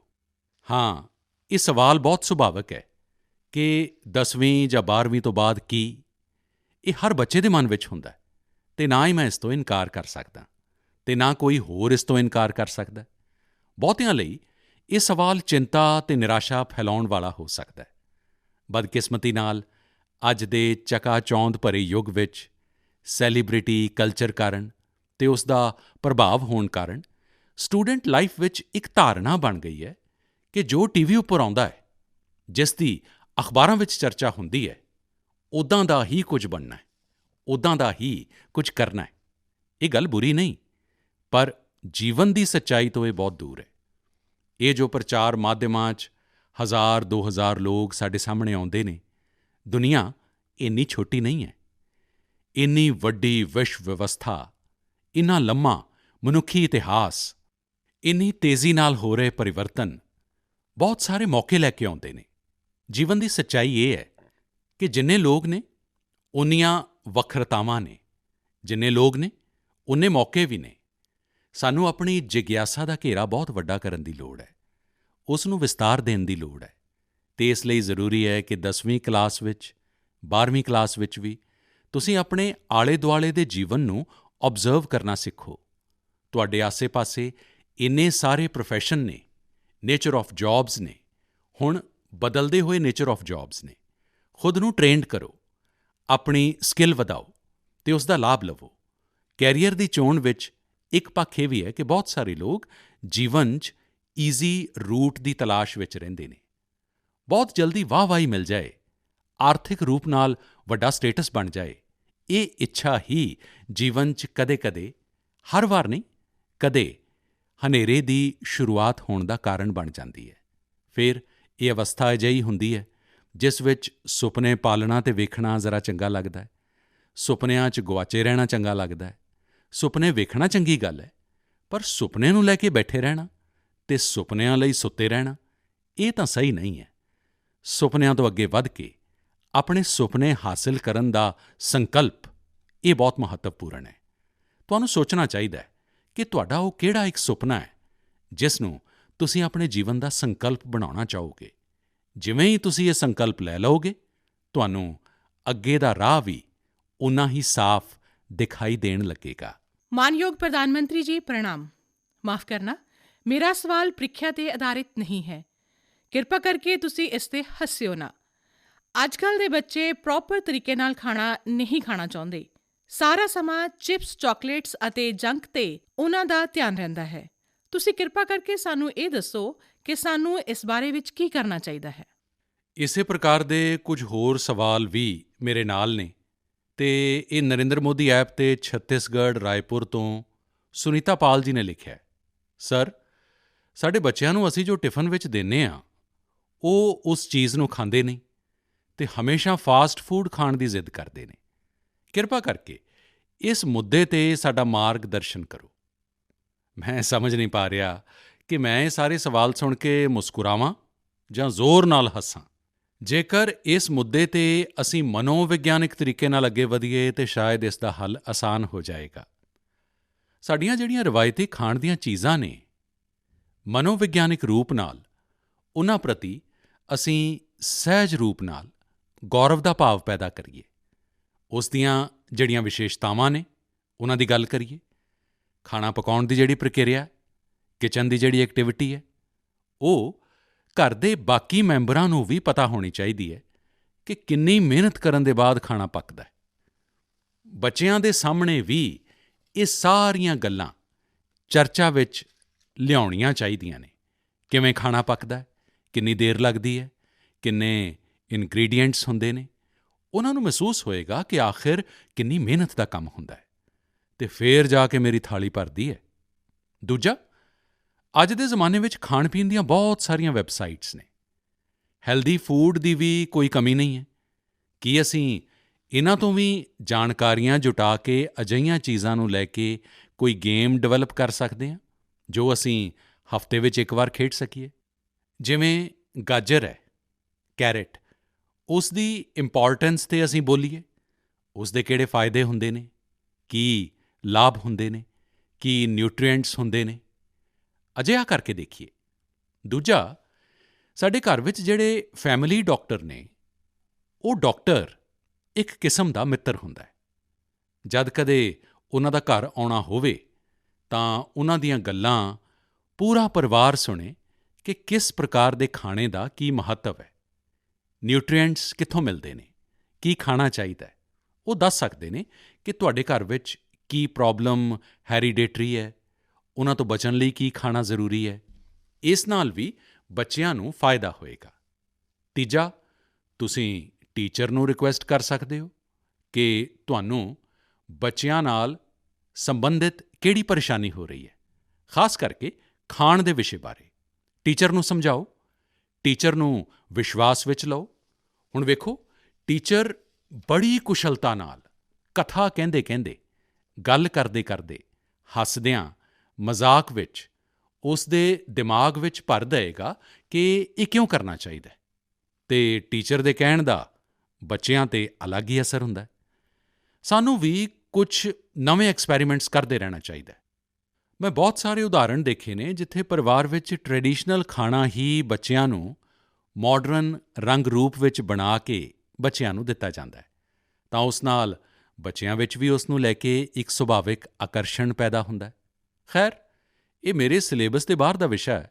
ਹੋ ਸਕਦਾ ਹੈ ਸ਼ਾਇਦ ਮੇਰੀਆਂ ਕੁਝ ਗੱਲਾਂ ਕੰਮ ਆ ਜਾਣ ਤੁਹਾਡੇ। ਦਿਵਿਆਂਕਾ, ਨਮਸਕਾਰ। ਦਿਵਿਆਂਕਾ, ਕੀ ਪੜ੍ਹਦੇ ਹੋ? ਜੀ ਸਰ, ਮੈਂ ਕਾਮਰਸ ਦੀ ਵਿਦਿਆਰਥਣ ਹਾਂ। ਤੇ ਪੁਸ਼ਕਰ ਦੀ ਰਹਿਣ ਵਾਲੇ ਹੋ? ਜੀ ਸਰ। ਪੁਸ਼ਕਰ ਦੀ ਕਿਸੇ ਪਵਿੱਤਰ ਚੀਜ਼ ਦਾ ਮੈਨੂੰ ਵਰਣਨ ਕਰੋਗੇ? ਕੀ ਹੈ ਪੁਸ਼ਕਰ ਦੀ ਵਿਸ਼ੇਸ਼ਤਾ? ਪੁਸ਼ਕਰ 'ਚ ਇੱਕਮਾਤਰ ਬ੍ਰਹਮਾ ਮੰਦਿਰ ਹੈ ਸਰ। ਹਾਂ। ਤੇ ਜਿਹੜਾ ਪੁਸ਼ਕਰ ਰਾਜ ਹੈ ਉਹ 68 ਤੀਰਥਾਂ ਦਾ ਗੁਰੂ ਹੈ। ਅੱਛਾ, ਬ੍ਰਹਮਾ ਦਾ ਕੀ ਰੋਲ ਰਿਹਾ ਹੈ? ਜੀ, ਉਹਨਾਂ ਨੇ ਪ੍ਰਿਥਵੀ ਨੂੰ ਕ੍ਰੀਏਟ ਕੀਤਾ ਹੈ। ਅੱਛਾ, ਦਿਵਿਆਂਕਾ ਦੱਸੋ, ਕੀ ਸਵਾਲ ਸੀ ਤੁਹਾਡੇ ਮਨ ਵਿੱਚ? ਸਰ, ਮੇਰੇ ਕੁਝ ਮਿੱਤਰ ਅਜਿਹੇ ਨੇ ਜਿਨ੍ਹਾਂ ਦੀ ਮੈਮਰੀ ਐਵਰੇਜ ਹੈ। ਉਹ ਕਿਸੇ ਵੀ ਵਿਸ਼ੇ ਨੂੰ ਜਿੰਨਾ ਵੀ ਕਿਉਂ ਨਾ ਪੜ੍ਹ ਲੈਣ, ਉਹ ਪ੍ਰੀਖਿਆ 'ਚ ਉਸ ਨੂੰ ਯਾਦ ਨਹੀਂ ਰੱਖ ਪਾਉਂਦੇ। ਸਰ, ਅਜਿਹਾ ਕੀ ਕਰਨ ਕਿ ਉਹ ਉਸ ਵਿਸ਼ੇ ਨੂੰ ਯਾਦ ਰੱਖ ਸਕਣ? ਅੱਛਾ, ਤਾਂ ਤੁਹਾਨੂੰ ਮੈਮਰੀ ਦੀ ਜੜੀ ਬੂਟੀ ਚਾਹੀਦੀ ਹੈ। ਜੀ ਸਰ। ਦੇਖੋ ਦਿਵਿਆਂਕਾ, ਜੇ ਤੁਹਾਨੂੰ ਸੱਚਮੁੱਚ ਭੁੱਲ ਜਾਣ ਦੀ ਆਦਤ ਹੈ ਤਾਂ ਮੈਂ ਕਹਿੰਦਾ ਕਿ ਤੁਸੀਂ ਮੈਨੂੰ ਪੁੱਛਦੇ ਹੀ ਨਹੀਂ, ਤੁਸੀਂ ਸਵਾਲ ਹੀ ਭੁੱਲ ਜਾਂਦੇ। ਤੁਸੀਂ ਸਭ ਤੋਂ ਪਹਿਲਾਂ ਆਪਣੀ ਡਿਕਸ਼ਨਰੀ ਵਿੱਚੋਂ ਇਸ ਸ਼ਬਦ ਨੂੰ ਡਿਲੀਟ ਕਰ ਦਿਓ। ਤੁਸੀਂ ਸੋਚੋ ਹੀ ਨਾ ਕਿ ਤੁਹਾਡੇ ਕੋਲ ਯਾਦ ਕਰਨ ਦੀ ਸ਼ਕਤੀ ਨਹੀਂ ਹੈ। ਜੇਕਰ ਤੁਸੀਂ ਖੁਦ ਨਾਲ ਜੁੜੀਆਂ ਘਟਨਾਵਾਂ ਨੂੰ ਦੇਖੋ ਤਾਂ ਤੁਹਾਨੂੰ ਪਤਾ ਲੱਗੇਗਾ ਕਿ ਵਾਸਤਵ ਵਿੱਚ ਤੁਹਾਨੂੰ ਬਹੁਤ ਸਾਰੀਆਂ ਚੀਜ਼ਾਂ ਯਾਦ ਰਹਿੰਦੀਆਂ ਨੇ। ਜਿਵੇਂ ਤੁਹਾਡੀ ਮਦਰ ਟੰਗ। ਕੀ ਤੁਹਾਨੂੰ ਤੁਹਾਡੀ ਮਦਰ ਟੰਗ ਕਿਸੇ ਨੇ ਬੜੀ ਗ੍ਰਾਮਰ ਨਾਲ ਪੜ੍ਹਾਈ ਸੀ ਜਾਂ ਸਿਖਾਈ ਸੀ? ਨਹੀਂ ਸਰ, ਨਹੀਂ। ਕੀ ਤੁਸੀਂ ਸਕੂਲ ਵਿੱਚ ਸਿੱਖੀ ਜਾਂ ਕਿਸੇ ਕਿਤਾਬ ਤੋਂ ਜਾਂ ਕਿਤਿਓਂ ਵੀ ਨਹੀਂ? ਹਾਂ, ਇਹ ਸਭ ਸੁਣ ਕੇ ਹੀ ਸਿੱਖ ਲਿਆ ਨਾ। ਤਾਂ ਇਹੀ ਉਹ ਚੀਜ਼ਾਂ ਨੇ। ਜ਼ਰਾ ਸੋਚੋ ਕਿ ਤੁਹਾਨੂੰ ਜੋ ਪਸੰਦ ਹੈ, ਕੀ ਇਹਨਾਂ ਚੀਜ਼ਾਂ ਨੂੰ ਯਾਦ ਰੱਖਣ ਲਈ ਤੁਸੀਂ ਕਦੇ ਕੋਸ਼ਿਸ਼ ਕੀਤੀ ਹੋਵੇ? ਉਹ ਗੱਲਾਂ ਜਿਨ੍ਹਾਂ ਨਾਲ ਤੁਸੀਂ ਪੂਰੀ ਤਰ੍ਹਾਂ ਜੁੜ ਗਏ ਹੋ, ਮਗਨ ਹੋ ਗਏ ਹੋ, ਉਹ ਗੱਲਾਂ ਜੋ ਤੁਹਾਡਾ ਹਿੱਸਾ ਬਣ ਗਈਆਂ ਨੇ, ਤੁਹਾਡੇ ਵਿਚਾਰ ਪ੍ਰਵਾਹ ਦਾ ਹਿੱਸਾ ਬਣ ਗਈਆਂ ਨੇ, ਉਹਨਾਂ ਨੂੰ ਤੁਸੀਂ ਕਦੇ ਵੀ ਨਹੀਂ ਭੁੱਲਦੇ। ਦੂਸਰੇ ਸ਼ਬਦਾਂ ਵਿੱਚ ਕਹਾਂ ਤਾਂ ਇਹ ਮੈਮੋਰਾਈਜ਼ਡ ਨਹੀਂ, ਐਕਚੁਅਲੀ ਇਹ ਇੰਟਰਨਲਾਈਜ਼ਡ ਹੈ, ਅਤੇ ਇੰਟਰਨਲਾਈਜ਼ਡ ਕਰਨਾ ਇਹ ਇਸ ਦਾ ਇੱਕ ਚੰਗਾ ਰਸਤਾ ਹੈ। ਇਸ ਲਈ ਤੁਹਾਨੂੰ ਯਾਦ ਕਰਨ 'ਤੇ ਜ਼ੋਰ ਦੇਣ ਦੀ ਬਜਾਏ ਤੁਹਾਨੂੰ ਉਸ ਨੂੰ ਜਿਉਣ ਦੀ ਕੋਸ਼ਿਸ਼ ਕਰਨੀ ਚਾਹੀਦੀ ਹੈ। ਸਹਿਜਤਾ, ਸਰਲਤਾ, ਇਕਾਗਰਤਾ ਨਾਲ। ਤੁਹਾਡੇ ਕੋਲ ਵੀ ਉਹੀ ਸਾਰੀਆਂ ਸ਼ਕਤੀਆਂ ਨੇ ਜੋ ਕਿਸੇ ਬਹੁਤ ਟੈਲੈਂਟਡ ਵਿਅਕਤੀ ਕੋਲ ਹੁੰਦੀਆਂ ਨੇ। ਸੋਚੋ, ਆਪਣੇ ਭਰਾ ਜਾਂ ਭੈਣ ਨਾਲ ਜੇਕਰ ਤੁਹਾਡਾ ਝਗੜਾ ਹੋਇਆ ਹੋਵੇ ਤਾਂ ਉਹ ਤੁਹਾਨੂੰ ਇੱਕਦਮ ਯਾਦ ਰਹਿੰਦਾ ਹੈ, ਤੁਸੀਂ ਉਸ ਨੂੰ ਭੁੱਲਦੇ ਨਹੀਂ। ਇੱਥੋਂ ਤੱਕ ਕਿ ਇਹ ਵੀ ਯਾਦ ਰਹਿੰਦਾ ਹੋਵੇਗਾ ਕਿ ਉਸ ਸਮੇਂ ਤੁਸੀਂ, ਤੁਹਾਡੇ ਭਰਾ ਭੈਣ ਨੇ ਕਿਹੜੇ ਕੱਪੜੇ ਪਾਏ ਹੋਏ ਸਨ, ਤੁਸੀਂ ਖੜ੍ਹੇ-ਖੜ੍ਹੇ ਲੜ ਰਹੇ ਸੀ ਜਾਂ ਦੌੜਦੇ ਹੋਏ, ਸਭ ਯਾਦ ਹੋਏਗਾ, ਇੱਕ ਵਾਕ ਯਾਦ ਹੋਏਗਾ। ਜੀ ਸਰ। ਯਾਨੀ ਇਸ ਦਾ ਮਤਲਬ ਇਹ ਹੈ ਕਿ ਤੁਸੀਂ ਉਸ ਵਿੱਚ ਫੁੱਲੀ ਇਨਵੋਲਵ ਸੀ, ਤੁਸੀਂ ਉਸ ਪਲ ਨੂੰ ਪੂਰੀ ਤਰ੍ਹਾਂ ਜੀ ਰਹੇ ਸੀ। ਸਾਫ਼ ਹੈ ਕਿ ਚੀਜ਼ਾਂ ਯਾਦ ਰਹਿਣ, ਪ੍ਰੋਪਰਲੀ ਰੀਕਾਲ ਕਰ ਸਕੀਏ, ਉਸ ਲਈ ਤੁਸੀਂ ਜਿਹੜੇ ਪਲ ਵਿੱਚ ਹੋ ਉਸ ਪਲ ਵਿੱਚ ਹੀ ਰਹਿਣਾ ਅਤੇ ਉਸ ਵਿੱਚ ਪੂਰੀ ਤਰ੍ਹਾਂ ਇਨਵੋਲਵਡ ਰਹਿਣਾ ਬਹੁਤ ਜ਼ਰੂਰੀ ਹੈ। ਯਾਨੀ ਜੇਕਰ ਅਸੀਂ ਪੜ੍ਹਾਈ ਕਰ ਰਹੇ ਹਾਂ, ਕਿਤਾਬ ਹੱਥ ਵਿੱਚ ਹੈ ਅਤੇ ਮਨ ਹੈ ਖੇਡ ਦੇ ਮੈਦਾਨ ਵਿੱਚ, ਸਹੇਲੀਆਂ ਦੇ ਨਾਲ, ਦੋਸਤਾਂ ਨਾਲ, ਫਿਰ ਤਾਂ ਮਾਮਲਾ ਗੜਬੜ ਹੋ ਜਾਂਦਾ ਹੈ।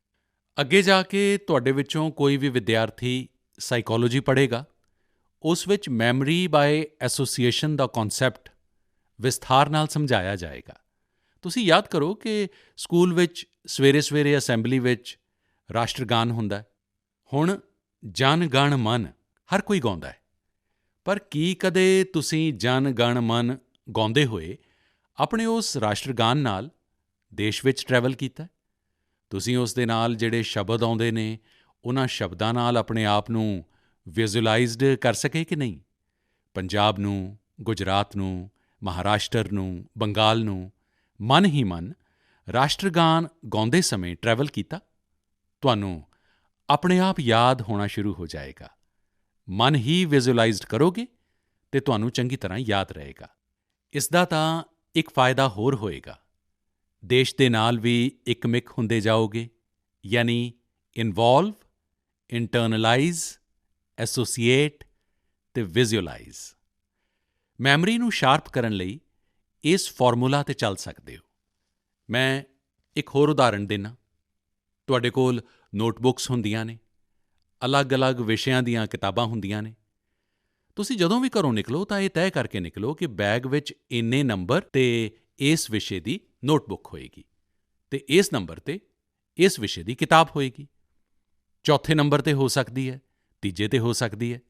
ਤੁਸੀਂ ਜੇਕਰ 3 ਨੰਬਰ 'ਤੇ ਹਿਸਟਰੀ ਦੀ ਕਿਤਾਬ ਰੱਖੀ ਹੈ, 5 ਨੰਬਰ 'ਤੇ ਭੂਗੋਲ ਦੀ ਕਿਤਾਬ ਰੱਖੀ ਹੈ, ਤਾਂ ਜਦੋਂ ਵੀ ਤੁਸੀਂ ਹਿਸਟਰੀ ਦੀ ਕਿਤਾਬ ਕੱਢਣ ਲੱਗੋ ਤਾਂ ਅੱਖ ਬੰਦ ਕਰਕੇ 3 ਨੰਬਰ ਦੀ ਕਿਤਾਬ ਕੱਢ ਲੈਂਦੇ ਹੋ। ਦੇਖਣਾ ਤੁਹਾਡਾ ਕੌਨਫੀਡੈਂਸ ਲੈਵਲ ਕਿੰਨਾ ਵੱਧ ਜਾਏਗਾ।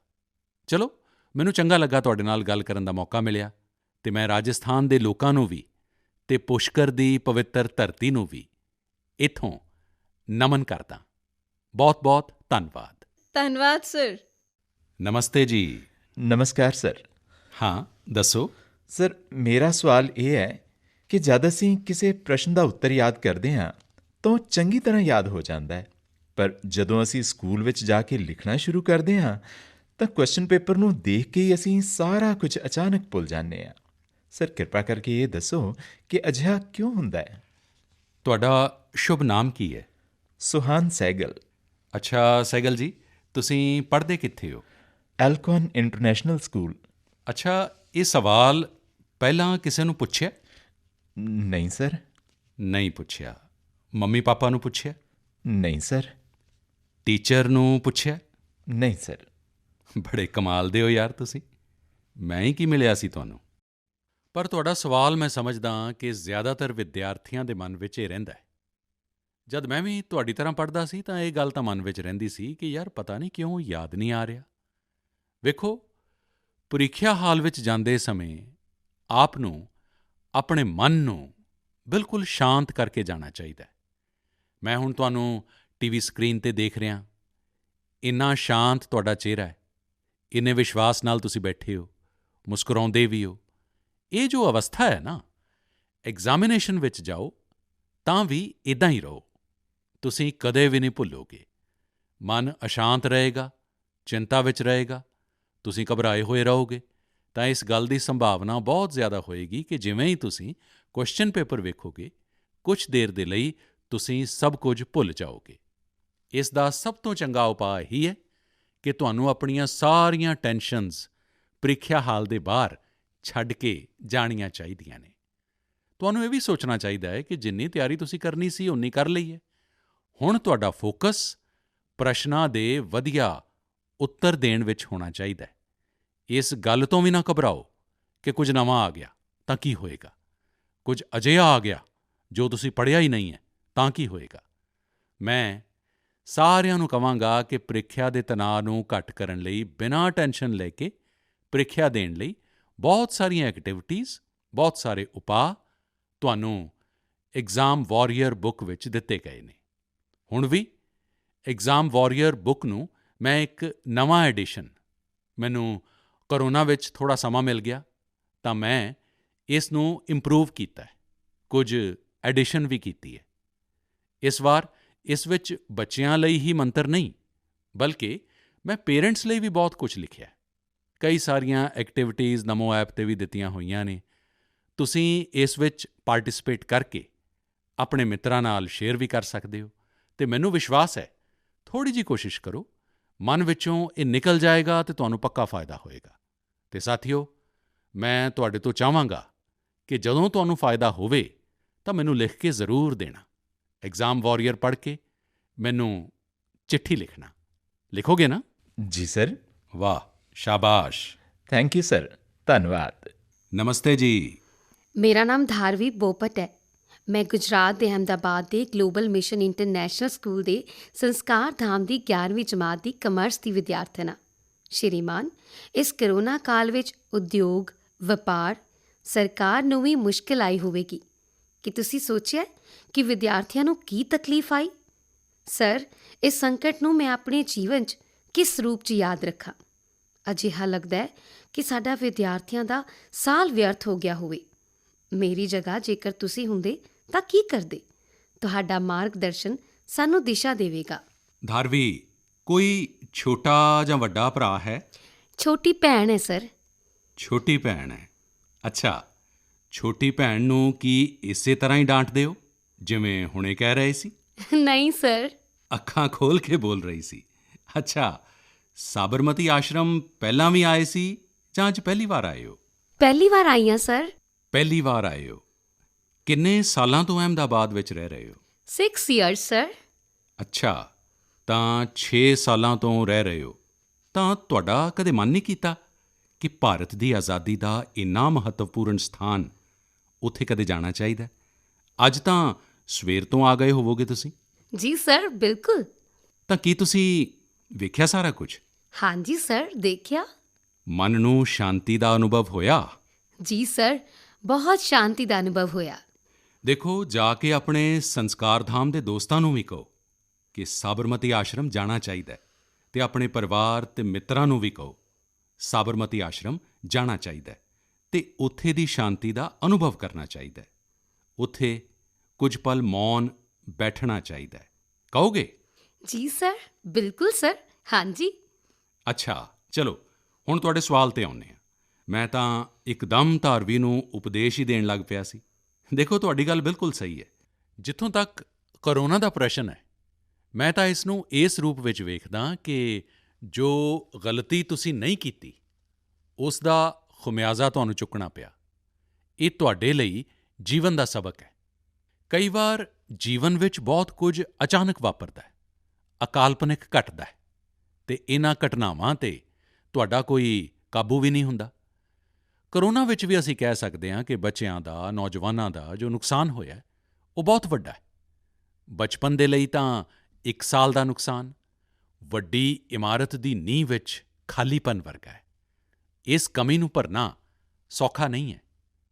ਸਕੂਲ ਏਜ ਮਤਲਬ ਹੱਸਣਾ ਖੇਡਣਾ, ਮਿੱਟੀ 'ਚ ਖੇਡਣਾ, ਮਿੱਟੀ ਉਛਾਲਣਾ, ਗਰਮੀ, ਸਰਦੀ, ਬਰਸਾਤ, ਹਰ ਚੀਜ਼ ਦਾ ਮਜ਼ਾ, ਦੋਸਤਾਂ ਦੇ ਨਾਲ ਕਲਾਸਰੂਮ 'ਚ ਟੀਚਰਸ ਦੇ ਨਾਲ ਗੱਪਾਂ ਮਾਰਨਾ, ਗੱਲਾਂ ਕਰਨਾ, ਘਰ ਦੀ ਛੋਟੀ ਜਿਹੀ ਵੀ ਘਟਨਾ ਚਾਰੇ ਪਾਸੇ ਦੱਸ ਦੇਣਾ, ਇਹ ਸਭ ਜੀਵਨ ਦੀ ਵਿਕਾਸ ਯਾਤਰਾ ਲਈ ਬੇਹੱਦ ਜ਼ਰੂਰੀ ਹੈ।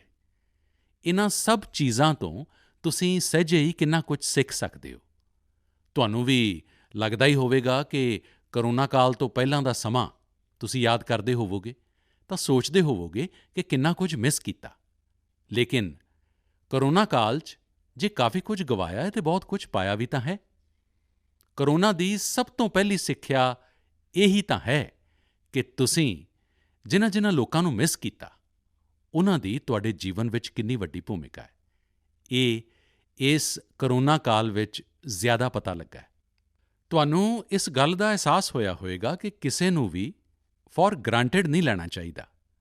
ਖੇਡਣਾ ਕੁੱਦਣਾ ਹੋਵੇ, ਸਕੂਲ ਵਿੱਚ ਫਿਜ਼ੀਕਲ ਕਲਾਸਿਸ ਹੋਣ, ਜਾਂ ਫਿਰ ਤੁਹਾਡੇ ਘਰ ਦੇ ਕੋਲ ਸਬਜ਼ੀ ਵੇਚਣ ਵਾਲੇ, ਕੱਪੜੇ ਪ੍ਰੈਸ ਕਰਨ ਵਾਲੇ, ਨਾਲ ਦੇ ਬਾਜ਼ਾਰ ਦੇ ਦੁਕਾਨਦਾਰ, ਜਿਨ੍ਹਾਂ ਲੋਕਾਂ ਨੂੰ, ਜਿਨ੍ਹਾਂ ਗੱਲਾਂ ਨੂੰ ਤੁਸੀਂ ਰੂਟੀਨ ਸਮਝ ਲਿਆ ਸੀ, ਉਹਨਾਂ ਨੂੰ ਜਦੋਂ ਮਿਸ ਕਰਦੇ ਹੋ ਤਾਂ ਉਹਨਾਂ ਸਭ ਦੀ ਮਹੱਤਤਾ ਦਾ ਸਾਨੂੰ ਸਭ ਨੂੰ ਅਹਿਸਾਸ ਹੁੰਦਾ ਹੈ।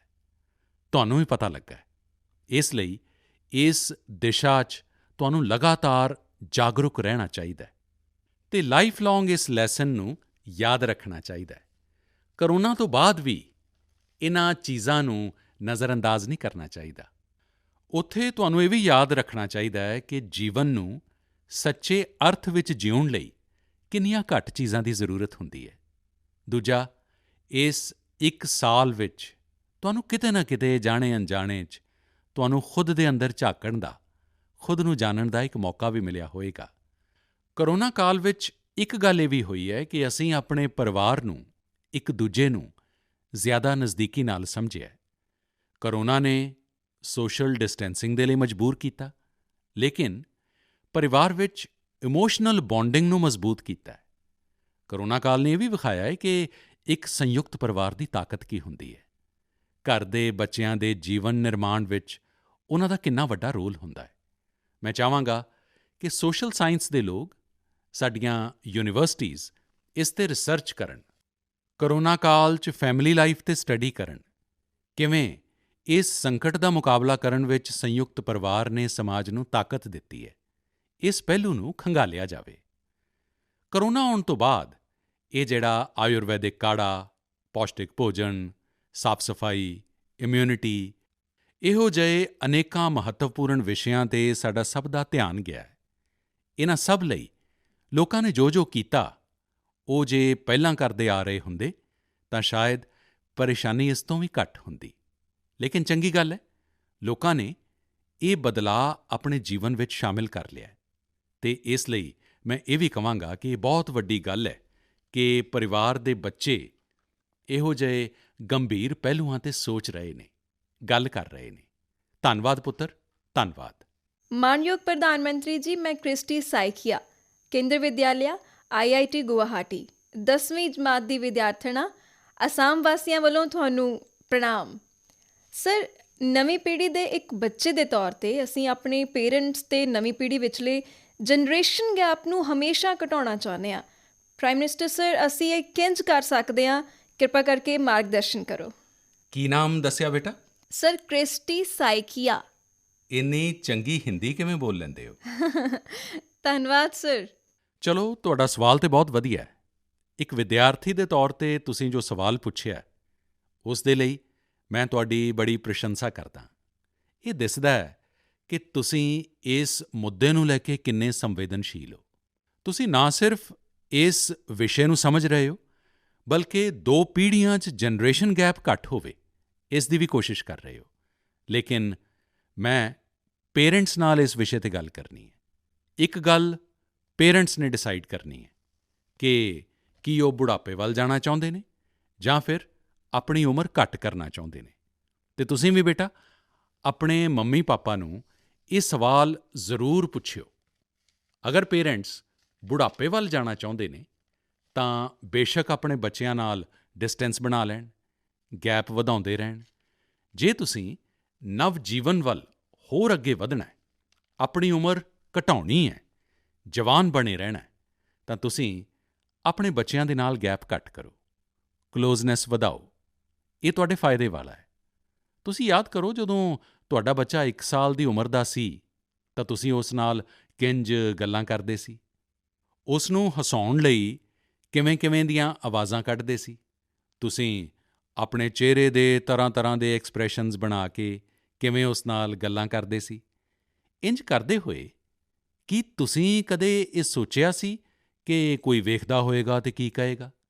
ਕਦੇ ਤੁਸੀਂ ਸੋਚਿਆ ਕਿ ਲੋਕ ਤੁਹਾਨੂੰ ਇੰਝ ਕਰਦਿਆਂ ਵੇਖਣਗੇ ਤਾਂ ਲੋਕ ਕੀ ਕਹਿਣਗੇ, ਕਿ ਕਿਵੇਂ-ਕਿਵੇਂ ਦੀਆਂ ਸ਼ਕਲਾਂ ਬਣਾ ਰਿਹਾ, ਕਿਵੇਂ ਦੀਆਂ ਆਵਾਜ਼ਾਂ ਕੱਢ ਰਿਹਾ? ਕੀ ਕਦੇ ਉਸ ਵੇਲੇ ਤੁਸੀਂ ਇਹ ਸੋਚਿਆ ਕਿ ਤੁਹਾਡੇ ਬੱਚੇ ਦੇ ਮਨ ਵਿੱਚ ਕੀ ਚੱਲ ਰਿਹਾ ਹੋਵੇਗਾ? ਤੁਹਾਨੂੰ ਉਸ ਵੇਲੇ ਆਨੰਦ ਆਇਆ, ਇਸ ਲਈ ਤੁਸੀਂ ਇਹ ਕੀਤਾ। ਤੁਸੀਂ ਕਿਸੇ ਦੀ ਪਰਵਾਹ ਨਹੀਂ ਕੀਤੀ, ਯਾਨੀ ਤੁਸੀਂ ਸਭ ਕੁਝ ਛੱਡ ਕੇ ਖੁਦ ਇੱਕ ਬੱਚੇ ਬਣ ਗਏ। ਬੱਚੇ ਨਾਲ ਖੇਡਣ ਲਈ ਤੁਸੀਂ ਖੁਦ ਖਿਡੌਣਾ ਬਣ ਗਏ ਅਤੇ ਬੱਚੇ ਦੇ ਖਿਡੌਣਿਆਂ ਦੇ ਨਾਲ ਵੀ ਓਨੇ ਹੀ ਚਾਅ ਦੇ ਨਾਲ ਖੇਡੇ। ਤੁਸੀਂ ਯਾਦ ਕਰੋ, ਕਦੇ ਤੁਸੀਂ ਘੋੜਾ ਬਣੇ ਹੋਵੋਗੇ, ਕਦੇ ਬੱਚੇ ਨੂੰ ਪਿੱਠ 'ਤੇ ਬਿਠਾ ਕੇ ਚੱਲ ਰਹੇ ਹੋਵੋਗੇ, ਕਦੇ ਮੋਢਿਆਂ 'ਤੇ ਬਿਠਾ ਕੇ ਘਰ ਵਿੱਚ ਘੁੰਮ ਰਹੇ ਹੋਵੋਗੇ, ਕਦੇ 4 ਪੈਰ ਕਰਕੇ ਚੱਲੇ ਹੋਵੋਗੇ। ਬੱਚਾ ਰੋਇਆ ਹੋਏਗਾ ਤਾਂ ਉਸ ਨੂੰ ਚੁੱਪ ਕਰਾਉਣ ਲਈ ਤੁਸੀਂ ਝੂਠੀ-ਮੂਠੀ ਰੋਏ ਹੋਵੋਗੇ। ਤਦ ਤੁਹਾਨੂੰ ਕੋਈ ਫਰਕ ਨਹੀਂ ਪੈਂਦਾ ਸੀ ਕਿ ਵੇਖਣ ਵਾਲਾ ਕੀ ਕਹੇਗਾ, ਘਰ ਦੇ ਬਾਕੀ ਲੋਕ ਕੀ ਕਹਿਣਗੇ, ਸਮਾਜ ਕੀ ਕਹੇਗਾ, ਦੋਸਤ ਕੀ ਕਹਿਣਗੇ। ਕੁਝ ਨਹੀਂ ਸੋਚਿਆ। ਕੀ ਕਦੇ ਸੋਚਿਆ ਸੀ? ਤੁਸੀਂ ਉਸ ਦਾ ਆਨੰਦ ਲੈਂਦੇ ਸੀ ਅਤੇ ਇੰਝ ਬੱਚੇ ਦੇ 5-6 ਸਾਲ ਦੀ ਉਮਰ ਤੱਕ ਚੱਲਦਾ ਰਹਿੰਦਾ ਹੈ।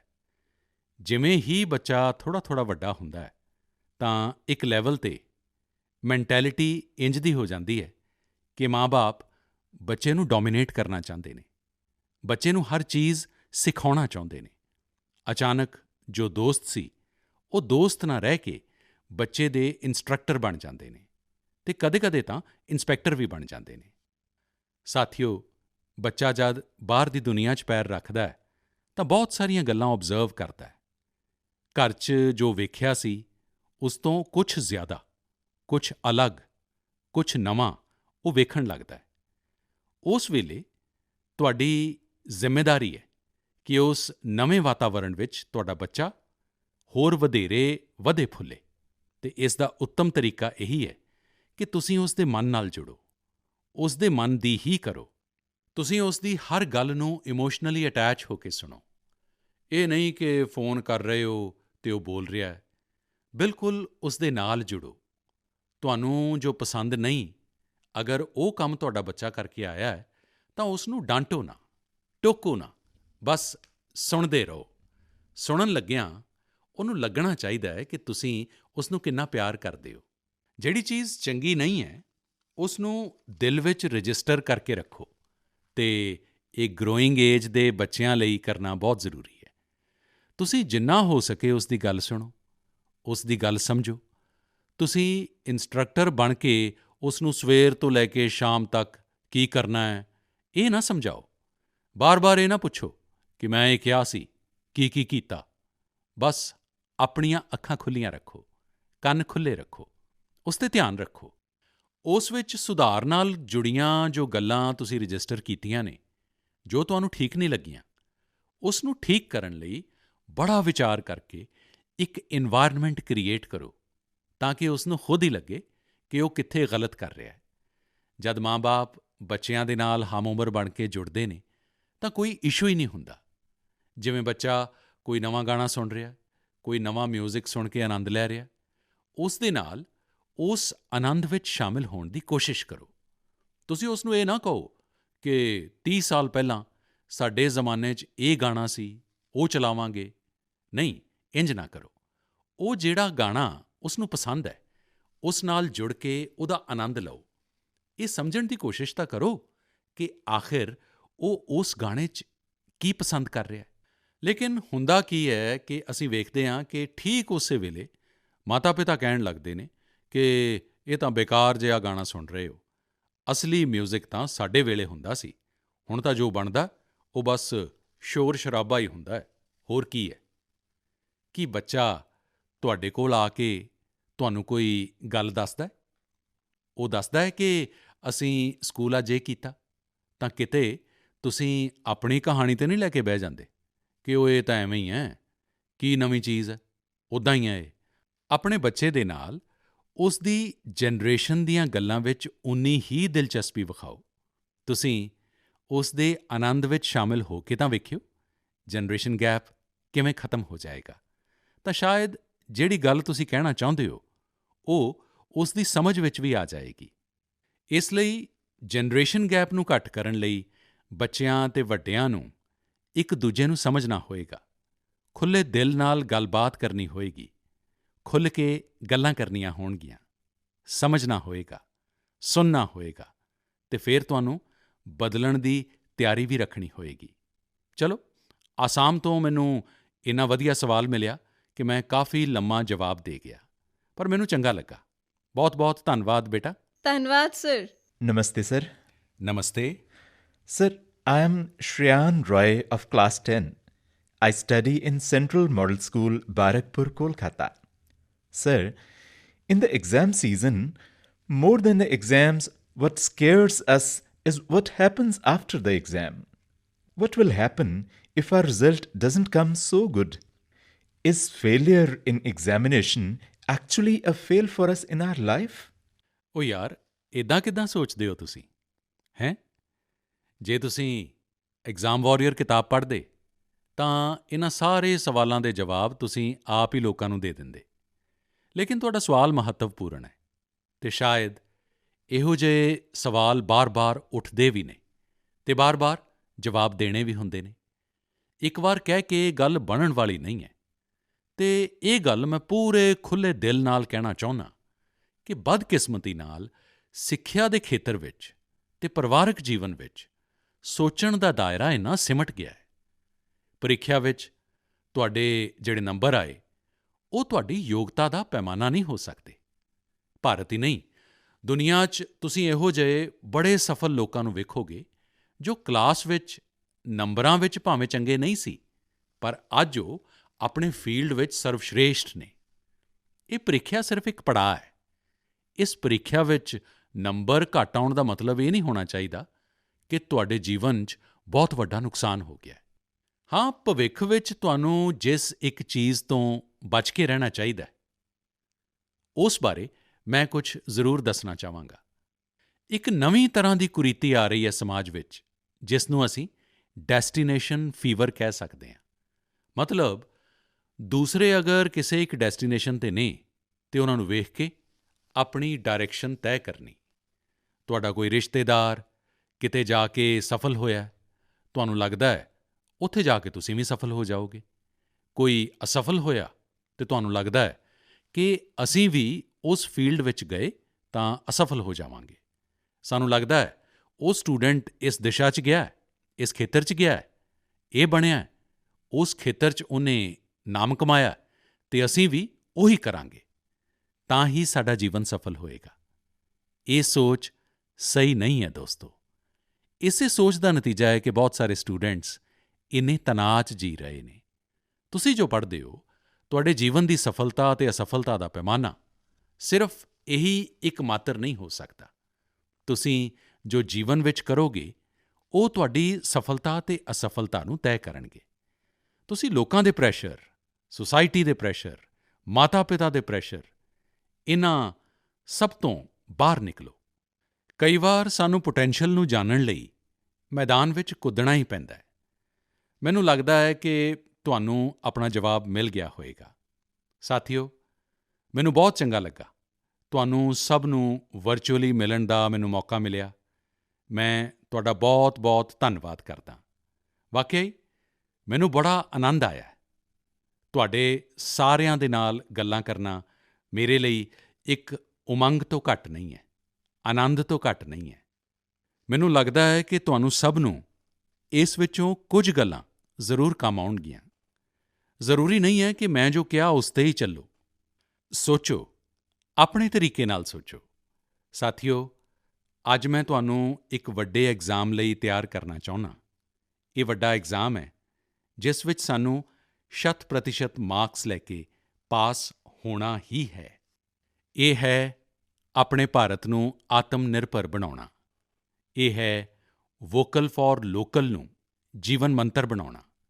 ਮੇਰੀ ਇੱਕ ਬੇਨਤੀ ਹੈ, ਜਦ ਤੁਹਾਡੀਆਂ ਬੋਰਡ ਪ੍ਰੀਖਿਆਵਾਂ ਖਤਮ ਹੋ ਜਾਣ ਤਾਂ ਪਰਿਵਾਰ ਦੇ ਲੋਕਾਂ ਨਾਲ ਮਿਲ ਕੇ ਇੱਕ ਲਿਸਟ ਬਣਾਓ। ਸਵੇਰ ਤੋਂ ਲੈ ਕੇ ਸ਼ਾਮ ਤੱਕ ਤੁਸੀਂ ਜਿਨ੍ਹਾਂ ਵਸਤੂਆਂ ਦਾ ਉਪਯੋਗ ਕਰ ਰਹੇ ਹੋ, ਉਹਨਾਂ ਵਿੱਚੋਂ ਕਿੰਨੀਆਂ ਚੀਜ਼ਾਂ ਵਿਦੇਸ਼ੀ ਧਰਤੀ 'ਤੇ ਬਣੀਆਂ ਨੇ ਅਤੇ ਕਿੰਨੀਆਂ ਵਸਤੂਆਂ 'ਚ ਭਾਰਤ ਮਾਂ ਦੀ ਮਿੱਟੀ ਦੀ ਖੁਸ਼ਬੂ ਹੈ। ਕਿੰਨੀਆਂ ਚੀਜ਼ਾਂ ਕਿਸੇ ਦੇਸ਼ਵਾਸੀ ਦੀ ਮਿਹਨਤ ਨਾਲ ਬਣੀਆਂ ਹੋਈਆਂ ਨੇ। ਇਸ ਤੋਂ ਇਲਾਵਾ ਐਗਜ਼ਾਮ ਤੋਂ ਬਾਅਦ ਦੇ ਲਈ ਇੱਕ ਟਾਸਕ ਤੁਹਾਨੂੰ ਦੇਣਾ ਚਾਹੁੰਦਾ। ਤੁਸੀਂ ਸਭ ਜਾਣਦੇ ਹੀ ਹੋ ਕਿ ਸਾਡਾ ਦੇਸ਼ ਆਜ਼ਾਦੀ ਦੇ 75 ਸਾਲਾਂ ਦੇ ਸੰਬੰਧ ਵਿੱਚ ਆਜ਼ਾਦੀ ਦਾ ਅੰਮ੍ਰਿਤ ਮਹੋਤਸਵ ਮਨਾ ਰਿਹਾ ਹੈ।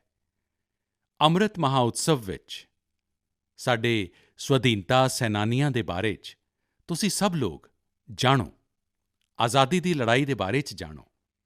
ਇਸ ਦੇ ਲਈ ਦੇਸ਼ ਨੇ ਇੱਕ ਅਭਿਆਨ ਸ਼ੁਰੂ ਕੀਤਾ ਹੈ। ਤੁਸੀਂ ਇਸ ਮੁਹਿੰਮ ਨਾਲ ਜੁੜਨਾ ਹੈ। ਤੁਸੀਂ ਆਪਣੇ ਰਾਜ ਦੀ ਆਜ਼ਾਦੀ ਦੀ ਲੜਾਈ ਨਾਲ ਜੁੜੀਆਂ 75 ਘਟਨਾਵਾਂ ਖੋਜ ਕੇ ਕੱਢੋ। ਇਹ ਕਿਸੇ ਵਿਅਕਤੀ ਦੇ ਸੰਘਰਸ਼ ਨਾਲ ਜੁੜੀਆਂ ਹੋ ਸਕਦੀਆਂ ਨੇ, ਕਿਸੇ ਕ੍ਰਾਂਤੀਵੀਰ ਨਾਲ ਜੁੜੀਆਂ ਹੋ ਸਕਦੀਆਂ ਨੇ। ਇਨ੍ਹਾਂ ਘਟਨਾਵਾਂ ਨੂੰ ਤੁਸੀਂ ਆਪਣੀ ਮਾਤ ਭਾਸ਼ਾ 'ਚ ਵਿਸਤਾਰ ਨਾਲ ਲਿਖੋ। ਇਸ ਦੇ ਇਲਾਵਾ ਹਿੰਦੀ, ਇੰਗਲਿਸ਼ 'ਚ ਲਿਖ ਸਕੋ, ਉਹ ਵੀ ਚੰਗੀ ਗੱਲ ਹੋਏਗੀ। ਤੁਸੀਂ ਇਸ ਨੂੰ ਸਾਲ ਭਰ ਦਾ ਪ੍ਰੋਜੈਕਟ ਬਣਾਓ ਅਤੇ ਡਿਜੀਟਲ ਤਰੀਕੇ ਨਾਲ ਕਿਵੇਂ ਕੀਤਾ ਜਾ ਸਕਦਾ ਹੈ, ਇਸ ਲਈ ਆਪਣੇ ਟੀਚਰ ਕੋਲੋਂ ਗਾਈਡੈਂਸ ਲਵੋ। ਤੁਸੀਂ ਆਪਣੇ ਟੀਚਰ ਨਾਲ ਗੱਲਾਂ ਕਰੋ, ਆਪਣੇ ਪੇਰੈਂਟਸ ਨਾਲ, ਦਾਦਾ-ਦਾਦੀ ਨਾਲ ਗੱਲਾਂ ਕਰੋ। ਤੁਸੀਂ ਕੀ ਕਰ ਸਕਦੇ ਹੋ, ਇਸ 'ਤੇ ਚਰਚਾ ਕਰੋ। ਸਾਥੀਓ, ਗੁਰੂਦੇਵ ਰਵਿੰਦਰਨਾਥ ਟੈਗੋਰ ਨੇ ਲਿਖਿਆ ਹੈ, ਮੈਂ ਸੁਪਨਾ ਵੇਖਿਆ ਕਿ ਜੀਵਨ ਆਨੰਦ ਹੈ। ਮੈਂ ਜਾਗਿਆ ਅਤੇ ਪਾਇਆ ਕਿ ਜੀਵਨ ਸੇਵਾ ਹੈ। ਮੈਂ ਸੇਵਾ ਕੀਤੀ ਅਤੇ ਪਾਇਆ ਕਿ ਸੇਵਾ 'ਚ ਹੀ ਆਨੰਦ ਹੈ। ਤੁਸੀਂ ਖੁਦ ਵੀ ਵੇਖੋ, ਜਦ ਸਾਡੀਆਂ ਇੱਛਾਵਾਂ, ਸਾਡੇ ਟੀਚੇ ਦੇਸ਼ ਦੀ ਸੇਵਾ ਦੇ ਨਾਲ ਜੁੜ ਜਾਂਦੇ ਨੇ ਤਾਂ ਅਸੀਂ ਕਰੋੜਾਂ ਜ਼ਿੰਦਗੀਆਂ ਦੇ ਨਾਲ ਜੁੜ ਜਾਂਦੇ ਹਾਂ। ਇਸ ਲਈ ਵੱਡੇ ਸੁਪਨੇ ਰੱਖਣੇ ਨੇ, ਦੇਸ਼ ਲਈ ਸੋਚਣਾ ਹੈ। ਮੈਨੂੰ ਪੂਰਾ ਯਕੀਨ ਹੈ ਕਿ ਤੁਸੀਂ ਇਹ ਐਗਜ਼ਾਮ ਬਹੁਤ ਚੰਗੇ ਮਾਰਕਸ ਨਾਲ ਪਾਸ ਕਰੋਗੇ। ਉਸ ਤੋਂ ਬਾਅਦ ਜੀਵਨ ਵਿੱਚ ਬਹੁਤ ਅੱਗੇ ਜਾਵਾਂਗੇ। ਇਸ ਲਈ ਖੂਬ ਪੜ੍ਹੋ, ਖੂਬ ਖੇਡੋ, ਖੂਬ ਮਸਤੀ ਕਰੋ। ਰਿਜ਼ਲਟ ਤੋਂ ਬਾਅਦ ਮੈਨੂੰ ਆਪਣੇ ਸੁਨੇਹੇ ਭੇਜਣਾ, ਮੈਨੂੰ ਇੰਤਜ਼ਾਰ ਰਹੇਗਾ। ਇਨ੍ਹਾਂ ਸ਼ੁਭਕਾਮਨਾਵਾਂ ਦੇ ਨਾਲ ਮੇਰੇ ਸਾਰੇ ਯੁਵਾ ਸਾਥੀਆਂ ਦਾ, ਨੰਨ੍ਹੇ-ਨੰਨ੍ਹੇ ਦੋਸਤਾਂ ਦਾ ਬਹੁਤ-ਬਹੁਤ ਧੰਨਵਾਦ। ਅਨੇਕਾਂ ਸ਼ੁਭਕਾਮਨਾਵਾਂ। ਕਾਮਨਾਵਾਂ, ਕਾਮਨਾਵਾਂ, ਕਾਮਨਾਵਾਂ, ਕਾਮਨਾਵਾਂ, ਕਾਮਨਾਵਾਂ, ਕਾਮਨਾਵਾਂ, ਕਾਮਨਾਵਾਂ।